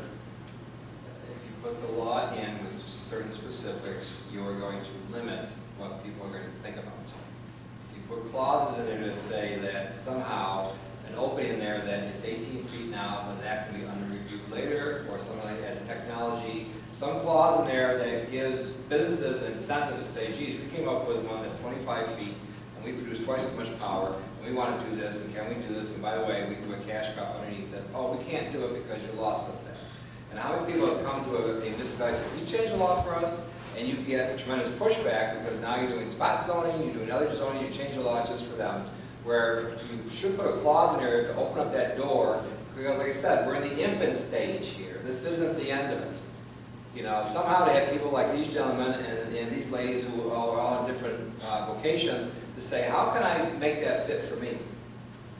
I think we need to have a little bit wider lens here as far as that goes. And I know we're in a very difficult spot because we're trying to be specific to a very vague thing. I also think that as a community that wants not just our community to be better, but the world, investing in some large-scale solar is really important. So I think having some larger installations is a good thing. I mean, we have people in the audience tonight that say, we want to go down this direction. And once again, how do we massage this with that opening door for them? But it's not like Dodge City where you can just do anything you want. I don't agree that one size fits all. And this is why, you know, once again, we're brainstorming here as far as how we do this. Yeah, and I do want to also emphasize that we did take a lot of the recommendations from the American Farmland Trust. It's been super helpful in coming up with a lot of guidance, especially thinking through things like not bisecting active agricultural lands with roads, you know, thinking about where the wires are going to be, just and kind of pointing that out at the time of the project review so that it's, oh, right, we have to remember to think about that during the project review. So they've been super helpful, and so there was a lot of great language from them that we incorporated here already. So it's a good discussion. Where do we go from here, though? I mean, we can go all night and keep talking about this. Well, I have one point I put on the list that I'm wondering about. On the back, where you have overflow of stuff that was taken out, so it'd be on page 20 essentially. You took out section F, which said that any upgrades, extensions, expansions will require new review. And I was wondering why that was taken taken out. You in the draft one? Let me go. Yeah, yeah, so the 8 one Mine only goes to page 18, so. 19, yeah, you turn the page. There's a whole page with a blue line across it says Last delete. Back, this one? Yeah, It's back. yeah, section F. F. I don't have that. I'm not clear why that was taken out. Because that just says if you're going to do a major change on this. Oh, it wasn't taken out, it was relocated. Okay, I just saw it deleted here, so. Well, yeah, because when, the way that Word does tracking, it automatically accepts all changes before it makes a new comparative version. Yeah, Okay. sorry. So that's those were why- affirmative regulations that were written into the overall guidance of the local law, but they're affirmative, so they're now part of the general site plan regulations under 813.3. You'll find an inclusion, it's all written there. Okay, that, Yep, I get it. that's a good answer. Yeah, I think one of them did drop out because it wasn't affirmative land use regulation, but it remained in that section. There's been a lot of drafts going back and forth. and 15 so far. My eyes are glazing over trying to remember which is in the draft I'm reading now, and which was in the last draft I was reading. You're preaching to the choir. I agreed with you when you said it's been difficult to follow, and I've only really been following since version 12. So it happens. Okay. But if that's in there somewhere, that's fine. That seems important to me. Yeah. All right, where do we go from here? I think we 613. go, I would like to know, Guy, Oh, I'm sorry, what? Jeannie hit her hand up. I'm sorry, Gene. I just wanted to mention, I've read a lot on all of this in Dix County over Aurora, New York.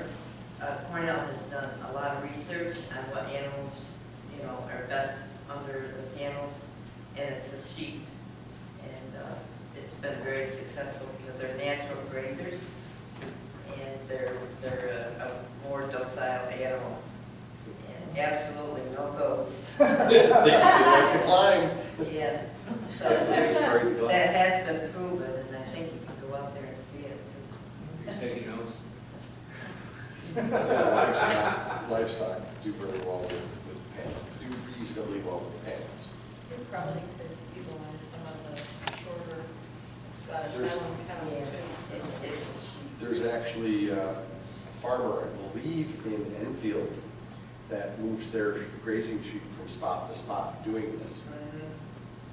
That's great. I don't know if it's Hubs or if it's Drake, it's one of them.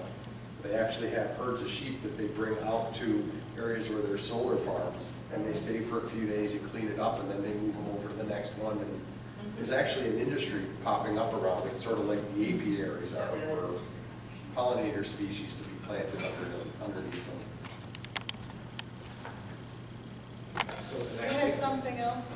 Well, I'm interested in eliminating crime law ag sub. I think that they're an important resource. And yes, you can do coexistence, but you don't get as much production out of the soils when you take some of the sunlight away. And I think that's going to be a hard one for technology to overcome. And I really worry about turning a significant chunk of our ag into solar panel production because we've got really good soils. Can we talk about it in a total acreage discussion? So, Do you know how many total acres of prime soil we have? A lot. That'd be CJ. Yeah, that's a lot.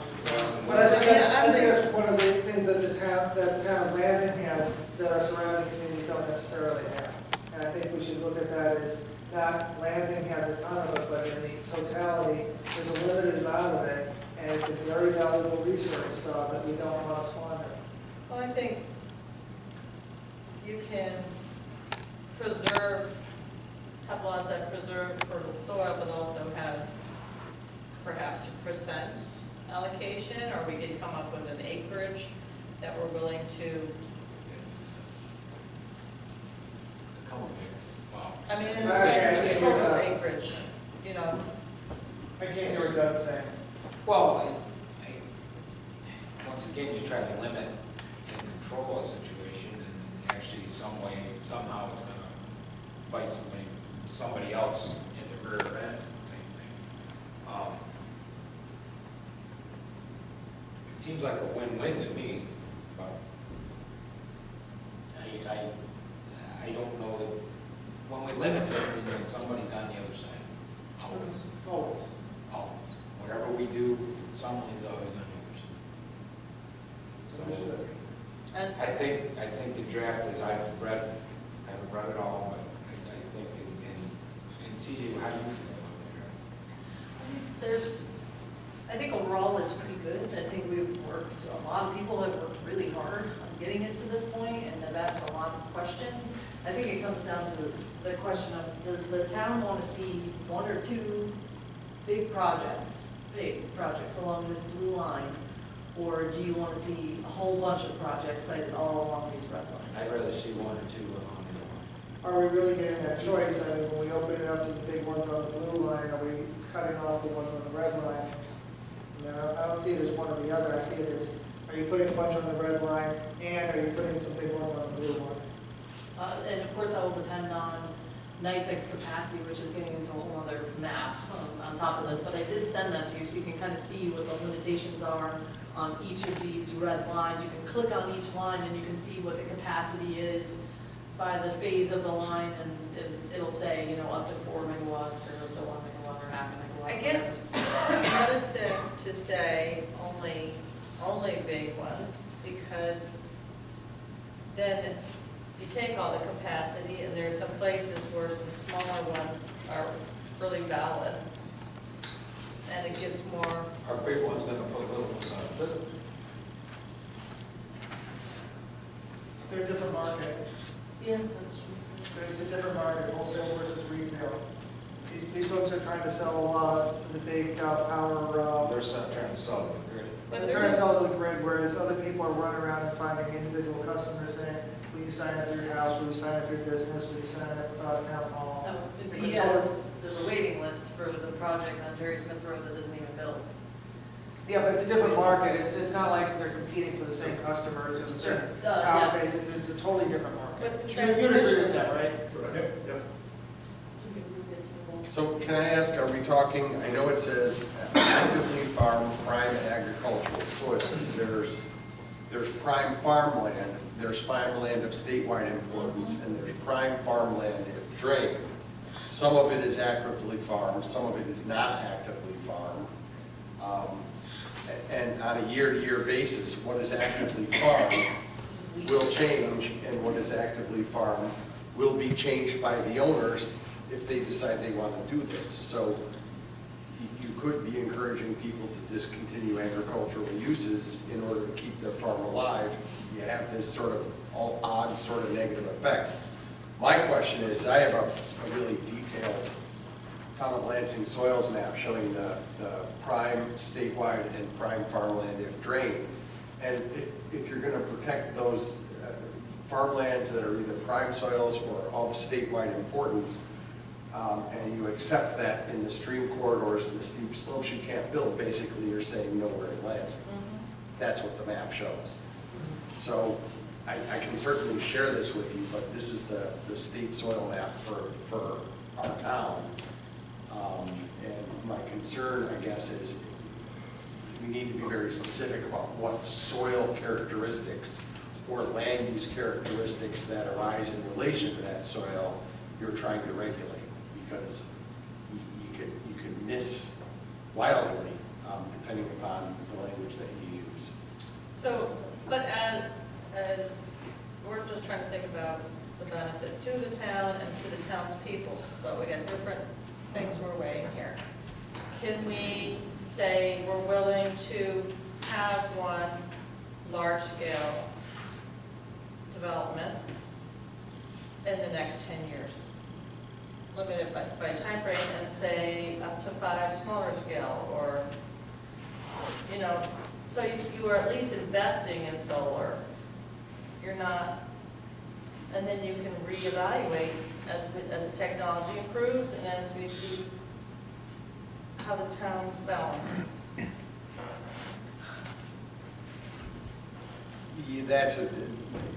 There is a way to do that, but it would be wholly different from what's before you. you would be creating what's called a floating zone, Yeah. we saw where you don't know where in a particular demarked area an allowed use is going to Absolutely. settle. But once it does settle, that's the only one allowed. Yep.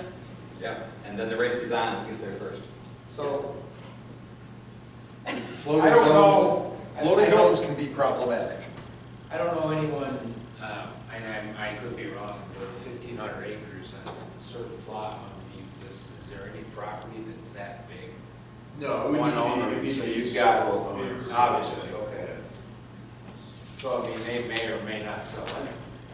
Yeah, and that's another part of it that we're working through right now, is, working through the whole land acquisition process is time consuming. There's so many factors, isn't there? Yeah, there are. You have to have a minimum of so much to make it successful? Minimum acreage? Minimum number of megawatts? Can we just come Yeah, up we with think in the 100 megawatt, like 80 to 100 megawatt is probably the low end. We go through the Article 10 process, it's so expensive, you need to have enough scale to basically pay for it. So essentially, you'd have to have a commitment from the landowner at that point. Yep. And that's your company. Who's to say you got company B, C, D, and E, who also have their own business plan like that, and say, geez, we need 50 acres each, and we're gonna take 10 of these guys, and we'll be all set, right? Yep. They're probably all going to be in a similar neighborhood, because they're looking at the same factors, how much money you're going to get for the kilowatt, and how much the process costs. It's not going to be factors, multiple factors. It's going to be, maybe you're saying 100 acres, and the next guy thinks he can do it with 90, but they're not going to do it with 50. I don't know. We got one that just did 25 acres. That's a Yeah, different- there I are. understand, but the market's gonna drive which way it goes, so this may not work here, the other market may drive faster, they jump in. They're not going to go through the Article 10 process on 50 acres. Well, I'm not gonna assume. What I'm gonna do though is ask, did we make any progress tonight? I mean, Talking to the sir. well, I mean, the fact is, like I said before, we have people in the room, and with the reality is, okay, like Mr. Munson, what happens if you can't do solar? I mean, what's gonna happen then? You sell your farm? Well, the farm's so long, I am 56. So how long can I keep going? I'm 35. Or do you sell more building lots? I don't know.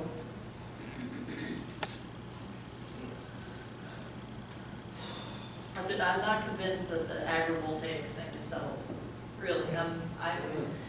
There's research coming out every day saying that there are many species who enjoy being under the solar panels, essentially. So that could be a whole new realm of research and collaboration here. That could be a really cool thing also. So I'm not convinced these things are, opposing forces entirely. So there could be some balance to come out of them. So I'm gonna report back to you whatever I learn tomorrow about this Article 10 thing, so that you can be a little bit clearer about Yeah. that process. And we have this public hearing, we can keep it open. Of course, yeah. I mean, We recommend This it. isn't a public hearing. no, let me finish. The public hearing, we have scheduled over our next meeting in 2 weeks. We don't have to decide that evening. We can keep it open as long as we think necessary to move forward on this. And the main thing I'm going away with tonight is that there is no exact answer for this. Well, there's no exact answer for zoning. No, Obviously. There's no perfect zoning in this We've case. exhausted that, and luckily we have the planning board process with their powers to be able to look at spot or case-by-case situations. And that's happened the last 6 years I've been on that commitment, or I've been on liaison.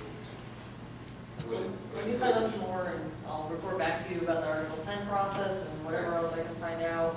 I did not refer this to the county. I was going to wait and see what happened with the public hearing, and if you decided, because we couldn't adopt it on the 18th anyway because of the referral process. So I figured that would give us some time to kind of listen to public comment, have the public hearing, and then if you felt comfortable on the 18th, we could advance it to the county if you feel comfortable with the draft as it is, essentially, on that day. So our sticking point with the county is their 10-acre rule. And I would just say that And that's only because we have to have a supermajority override, which we've had and done. Yeah, and I would say that that's just an anticipated recommendation. I had worked on another solar local law, actually with Guy in the town of Danby some years back, and I reached out to them again to say, hey, would you still make these recommendations? Ed Marks was the commissioner of planning back in 2017, and I thought, well, maybe Katie Borgella would make a different recommendation. So that's when I reached out to them and kind of started this process and opened up this massive can of worms, of course.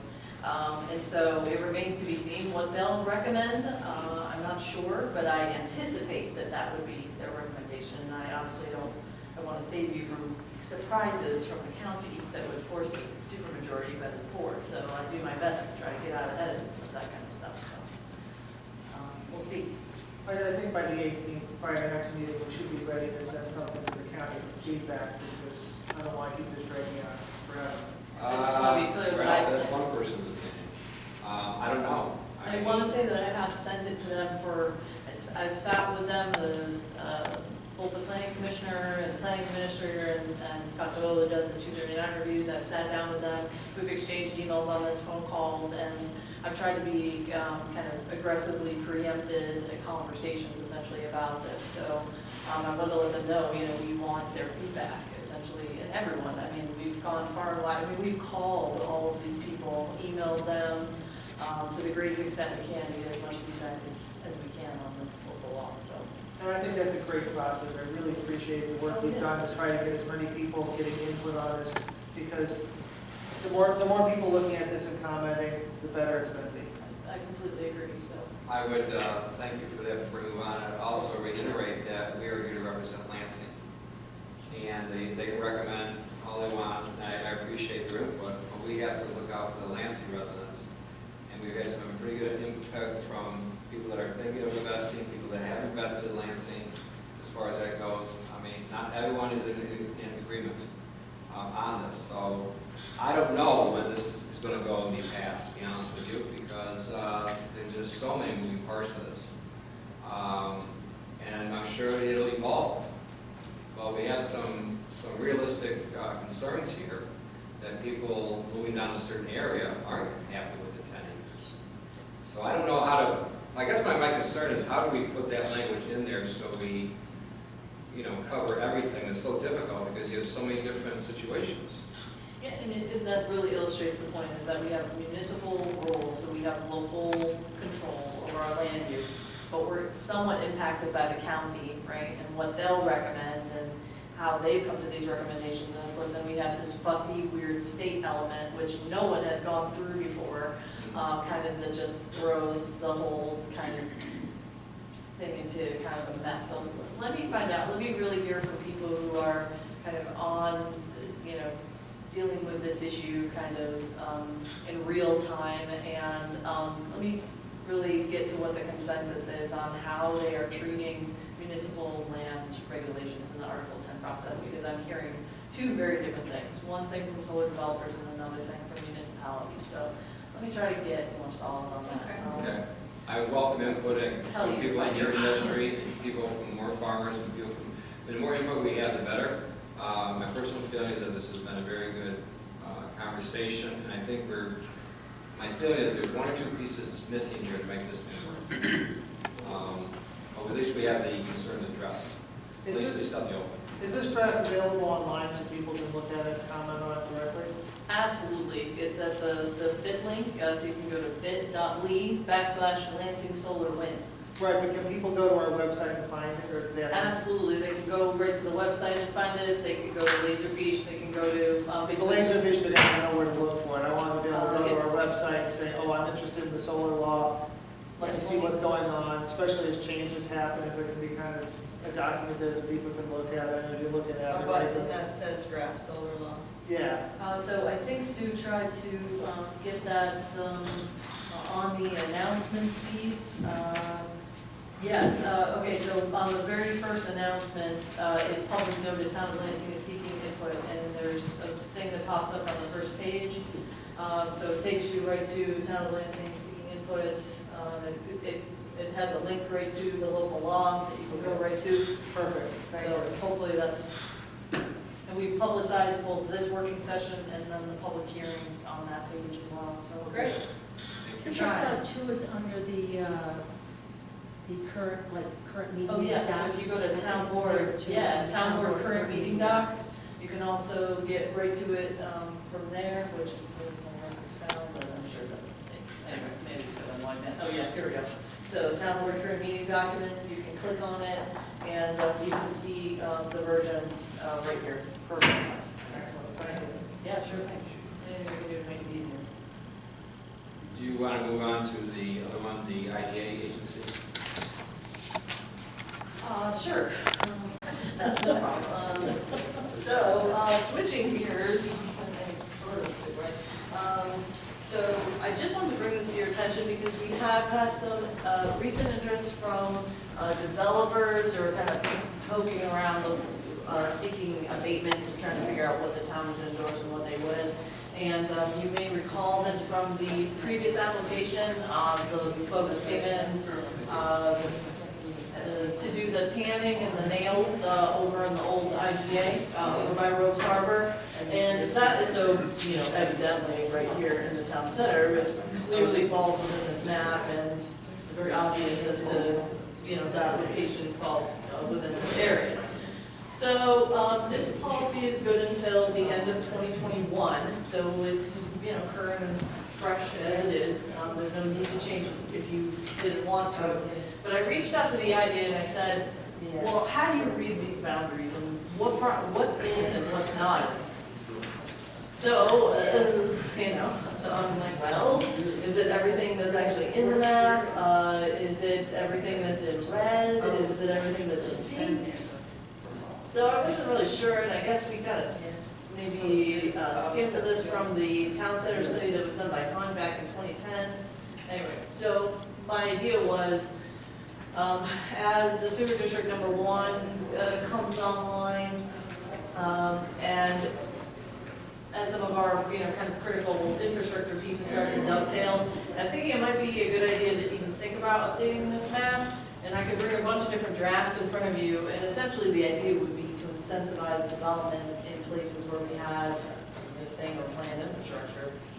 It's a pretty good planning policy overall, and also kind of targets the abatements the way you might like to see them. So it was essentially just brought to my attention as part of that previous process, and I thought, I should really talk to them again about it. So I spoke with the IDA. They saw this as a minor change. The town board would essentially just have to,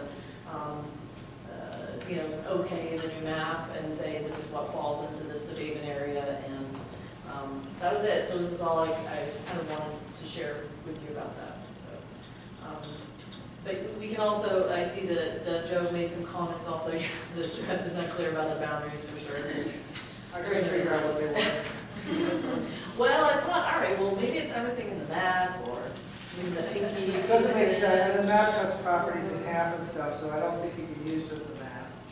Right, and then I thought, well, maybe, some of this is kind of changed over here, and then I don't know. Anyway, so it's. And then you got this big area that's circled in red, kind of half of it's on the map and half of it's not. Yeah, it's kind of over here. Yeah, Well, it goes this on was the. a start way back when. Yeah, totally. We've got some traction. We need to clarify this because none of us have a clear, this is what's in the district. This is what the solar law will be in 5 years. We'll have the same conversation. It's like, we really did change this, we got this over here. Absolutely. And that's the obligation of zoning, is to be constantly balancing these private and public factors, right? So here we are. But I had some other points here that I think could get updated on too, because I Okay. think the law is fairly vague and. Well, Chief, are you done with your presentation yet? There's no presentation. Okay. This is just- Oh, this is. You're looking at it. Okay. So go ahead, Joe. So I bring up, this is the first half of the page that I passed out, sorry, I put it in the wrong order.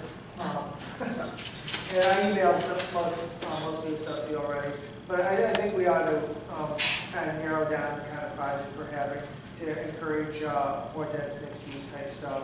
And I don't want to see us funding McDonald's through IDA tax abatements, so I think we need to change our language to kind of bring in the kind of projects we want and not subsidize the kind of projects that we're not looking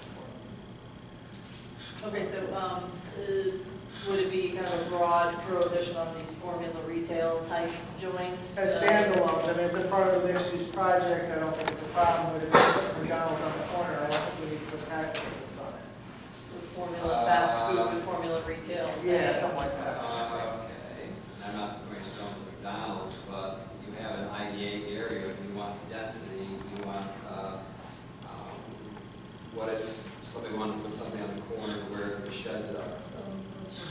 And what if it's McDonald's? What if it's a nice and easy? What if it's some other gas station? I mean, they're in the IDA, would that fall into that category? Isn't that what you're trying to do, is increase density in business and commercial area to increase your tax base? But do you want to replicate businesses that are there and then promote, you know? I don't think that's what we want to be using tax agreements for. I think that's the kind of thing that if they want to develop it. And they're gonna make money. You know, they're going to do it. I think what we're looking for is trying to use tax It's an abatements to bring incentive. back. It's an incentive to do better than what the zoning allows. Yeah. Okay, but what would you omit then? I mean, you can't say specifically McDonald's. Well, remember, the town, any project that comes forward for an abatement will have to come to you, just like remember the nails and Yeah. thing over there? Yeah, They have yeah. to come and request a resolution that says, we really support this for X, Y, and Z reasons. I mean, you don't have to entertain that if you don't want to, But so. we don't want to waste somebody's time either. If we're not going to entertain it, we don't want them to start the process. Certainly, and so we can add some language in here, and I'll run this by the IDA to make sure it's not out of bounds, but about the limitations on the formula fast food and the formula retail type establishments. Oh, I see the town attorney in Lansing, so that's where's. Or no, I mean, Well, it's- all right, so if a local wanted to open a Crossroads, a local restaurant, that would be okay? So now you're gonna start discriminating based on who is the owner and not what is the land use? Yep. That's gonna be a problem. How? Well, I would argue formula fast food and formula retail. Okay, a Hallmark card shop, is that a formula retail national chain shop, or is it a local Starbucks? Some of Is that them a are formula? locally, which makes, right, some aren't, like Linda's Hallmark. Okay, so it's subjective, it's in the eye of the beholder as to what's allowed and what's not. But That- this policy on the whole, I think, is subjective also, because it does allow discretion by the town board whether they want to support the incentive packages. You right? have criteria there, if you move back down, you Yes. do some parameters, what we're looking for, create, up a little bit there. Oh, we're here. Yeah, these With more benefits, for instance, move it up. Oh, yeah, oh, eligible projects, this one? No, next up. Oh, okay. Up. Just move it up, there you go. This one? Or, Down. yeah. Down. Down. Oh, Sorry, no, I'm thinking going the up. wrong way. I'm mistaken. Okay, oh, public benefits, here we go. Right there, public benefits, Oh, okay, oh. for instance, it gives you some sort of criteria of what we're looking for. And that might be able to be tweaked as far as that goes, to see if it fits that criteria. I think you can be vaguely concise in that way without triggering a lawsuit because you don't want this big box, but you want this instead. There's ways I think we can word this to see Yeah. what type of businesses we want in certain areas. Yeah, and we have been clear from the get-go here about, really looking for It housing. includes mixed uses.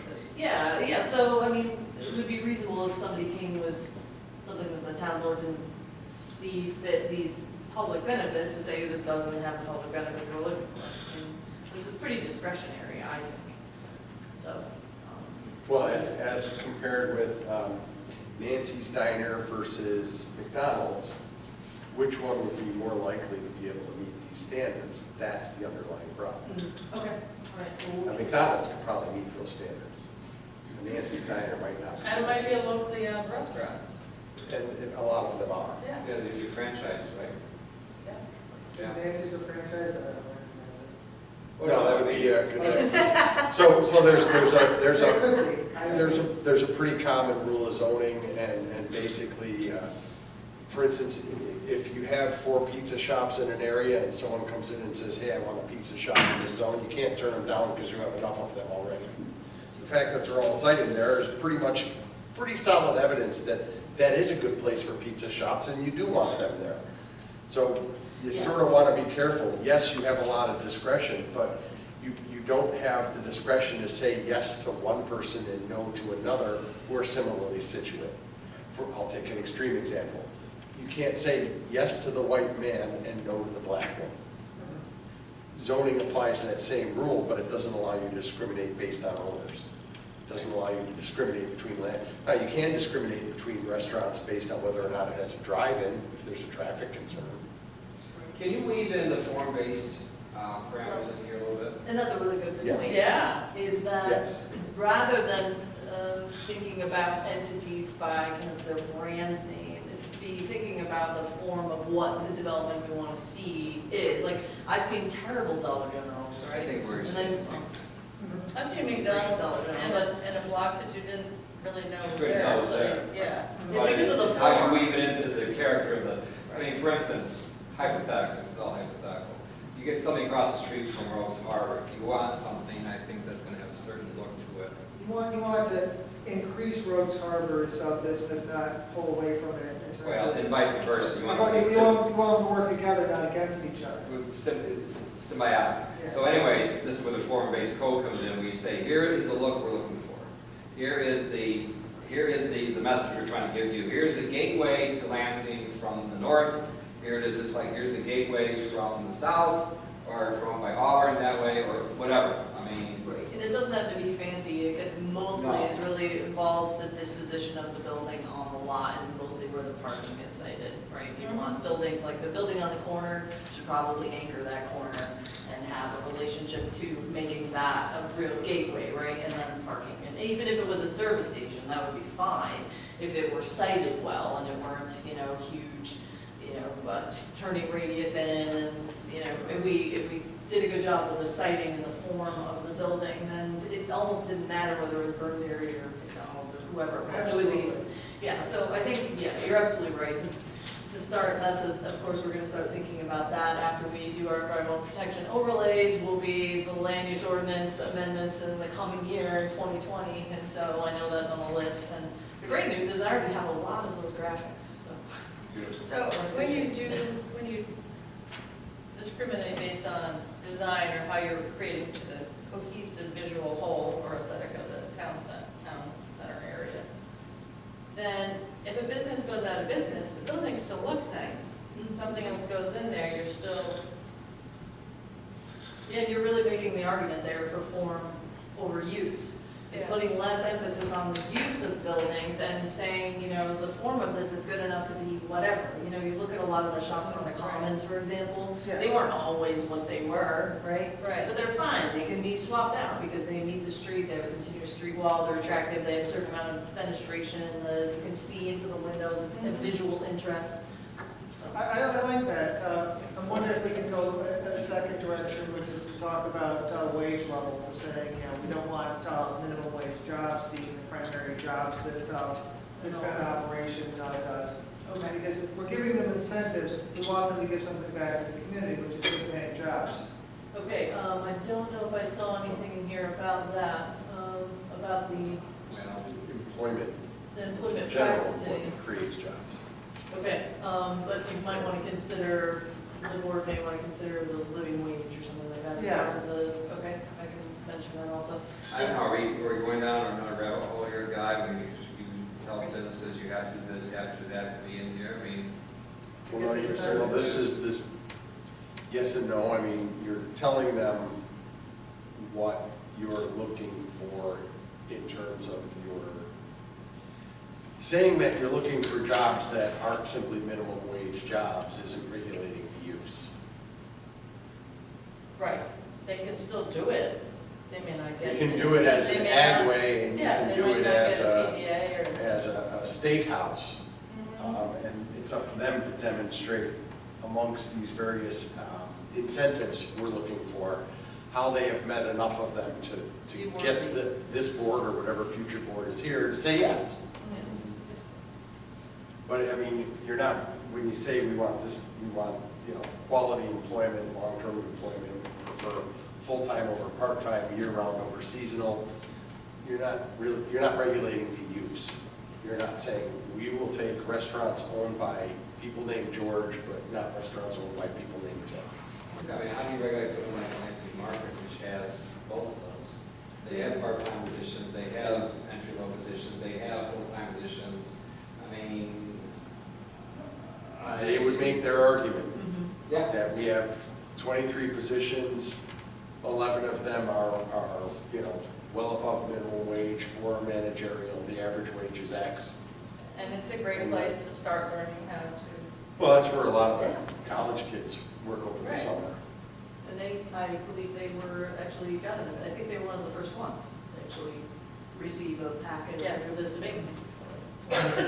Anyway, just wanted to bring this to your attention and let you know that it would be nice to make changes to the map so we can all kind of understand where the zone and center area is. So, Yeah, that map was basically, I don't remember its exact origin, but it was basically drawn on the original town center mapping that Yeah, was considered. totally. Yeah, no worries. It wasn't Yeah, meant no, to be like it's bad. I just want to. You could use an actual map with simpler boundaries to make it much more. Well, she's gonna try to rub out the boundaries and say this makes sense based on all the stuff she's heard. Great. Show it to us and say, what do you think? Sounds Yeah, wonderful. exactly. We'll have a few iterations and we can go from there. Okay. Track the highways, track the sewers, track the water. Yeah, Where now all we the have all the intersect, data maybe files. it's a better spot. That'll be very That's good. what we say. Okay. Review of community infections. Does anybody need the, I think Katrina does, doing the budget, you need the spreadsheet? I got it. Yeah. Thank you. You guys need the spreadsheet? I have it. Okay, I think everybody got it anyways. That's basically, if you look at it, I think at our next meeting, the 18th, we will, the clerk will present the tentative budget to the board as a preliminary. You said in September? Yeah, Okay, I wasn't sure when it'll be September 18th. I will not be. Okay? Maybe, as you know. There'll be three of us here doing stuff. I hope. I plan to be here. Anybody You know, have an illness faced or something like that, don't grab it real quick. You know how things can change on a dance. Oh, my goodness. Yes, yes, yes. I thought we were talking about having a 5-year projection to go with this. Are we going to be able to see that? I'm not going to throw stones here, my friend, but that was you, Mr. Long. I remember talking to CJ and saying that we're going to try to work something out. Well, once again, if we can do the spreadsheet 5 years out, I have asked that the department heads to come up with plans that would be for a 5-year projection, that's all. The rest of these are going to be on a spreadsheet, which we've done before, to go into 2023, but those are for existing annual costs. The 5-year plan is something that I've asked all the different departments that came up, what do you need in a few years to do this? And we pretty well have captured most of the things. Now there is a discussion about a sprinkler system, which may be sooner than later for the highway department. That's one thing. The bulkhead is in there also, which is part of the fund balance, which is something we're hoping that the grant takes care of. Those are discussions. But a 5-year plan, I have reached out to different departments. What do you see here in 5 years? Nothing has come up with that they have mentioned to me. The equipment is the big thing for the highway department and the parks. And those all have different plans. The one has a 14-year plan for their equipment, and the other one has, I think, a 3 or 4-year plan depending on how much he's rotating. So those rotations are in there. I think Highway's got a big changeover in personnel costs. I think they're looking at rotating out a lot of people at the high end because they're going to retire, and seeing a real change in personnel costs. And I think I talked about that, and that's going to have budget impacts. Well, yes and no. Part of that is that because 4 or 5 have got their bumps already, there's going to be less of an impact. The way that Cricket has constructed his crew, our newest laborer just got his Class B license yesterday. So Perry Cook now has a Class B license. So Cricket has been working on that for the last 3.5 years with me, because we saw that 6 people were gone, okay, in 3 Yeah, years. I just want to be able to see this all out so that we can. Well, we don't know what we don't know what those are the salaries on a budget item as far as that goes. We're looking at a 5-year plan, in my opinion, you're looking at what are the big items out there that are going to change it, that we need to set reserves for. And we pretty well have done that with the grade all, which is the $450,000 to $500,000. That has been addressed as far as that. That was one of the biggest ones we were doing. All those things have been done. If somebody wants to come up, like I said before, we kind of put it in your lap to say, okay, come up with a plan, and I'm still waiting for that to happen. I'm not throwing stones at the department heads, but they seem to be pretty content where we are. Go ahead. If I could just say, I'm planning wouldn't necessarily be involved in like anything related to personnel planning, because that's a bit out of our range. So I did come up with a scope of work for the capital improvement plan, which is I think, okay, and so I have more questions, frankly, than answers. So unfortunately, but I have it ready to go, and I was going to submit it ahead of the meeting on the 18th. So I was going to submit it to Deb on the 11th, so you had a chance to look at it before it came. But it's a lot of questions about, what assets we currently own, what are our improvement needs. Typically, a capital improvement plan is tied to goals that are articulated in a comprehensive plan. So like, what are the things in the comprehensive plan you want to see built in the next 5 years? Like, what's our process? It's typically, the supervisor, attorney, engineer, the department heads, Charmaine, bookkeeper, and looking at the inventory of assets, which I think we already have from Williamson, but a lot of this is like, I have more, so anyway, I'll send that to you. That's a start. I haven't forgotten, but it's, multi-year planning, the way that like a large city would typically do it is pretty different. I think we kind of have to start by pulling the projects out of the comprehensive plan that we want to see funded, and then thinking about how we'll finance those, and, what's our fiscal capacity to do that, and, so we're thinking about it, but, it's, like I said, I have a lot of questions about how we effectively manage all those projects, and, Well, I mean, one of the things we've done for the last 2 years is try to address the parks. Yeah, and that's another thing I'll be talking to you on about the 18th is the scope of work for the Parks and Recreation and Trails Master Plan that we've jointly collaborated with Parks Department. Planning and Parks are going to, do a full court press to really come up with a good plan to help make us eligible for more federal and state dollars to implement cool trail projects and great, additional parks and recreation programming and spaces. And so I think that'll be really exciting. We've added, for instance, a reserve already for the parks and the trails that's been set up for this type of situation. We have planned for those situations already. Yeah. So we're looking for a 5-year plan. I mean, some of these things are being addressed as we speak. So, The question is, we have enough set aside for what we think we're going to do. well, once again, which comes first, the chicken or the egg? I mean, some of these things we've got to address, whether we, what? Guy says the Guy egg. says the egg. I always want to move in first. I mean, for instance, you have a leaky roof. Okay, let's do this in 5 years. Well, you don't have, your server is down, by the way. Okay, Yeah. that got addressed. Okay, all these things we've been doing, and in all fairness, the dynamics is that before we had our fund balance policy, there was a pot of money right there. So it's almost like, once again, you have the pot of money, then you address these issues, and then it's like, well, we need a 5-year plan to do that. Well, you're already there in some ways because you've already socked that money away.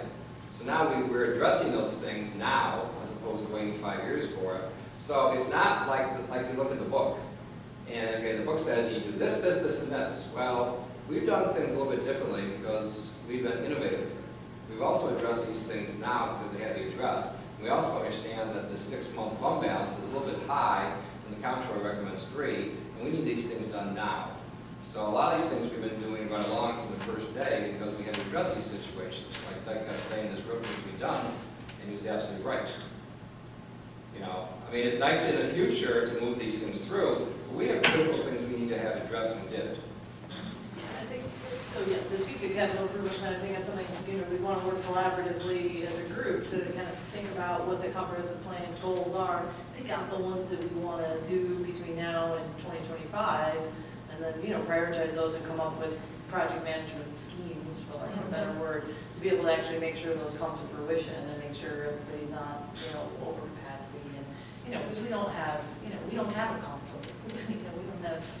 We don't have a whole finance department. This is not Rochester or Buffalo, we have our, small department. So we do a lot with a little, but we want to make sure, we're, being realistic about, When I asked the department heads, who've had a lot of experience here, what are your needs, and they come back with nothing. It's like, okay, I guess we're okay, then we've addressed your needs. Now, maybe you widen it, I don't know, but a lot of this seems to be going through the grant process also, as part of that. Yeah, and I think those are the things we really need to focus on is these foundational pieces that we just don't have. I mean, yeah, we have a comprehensive plan now, but that was like 2 years ago, right? I mean, that's not a long time to really have an updated comprehensive plan. So I'd really like to talk more with everyone about the priorities they have from that comprehensive plan. Think about how much those capital improvements are, and then we can go ahead and plan for them. So it's not forgotten, I just have a ton of questions. So, I just want to keep moving these things forward. I'll give you a ton. I'll keep asking. Okay. I'll keep asking, that's fine. Nothing else, let's adjourn. Just to be clear, the egg came before the chicken. Our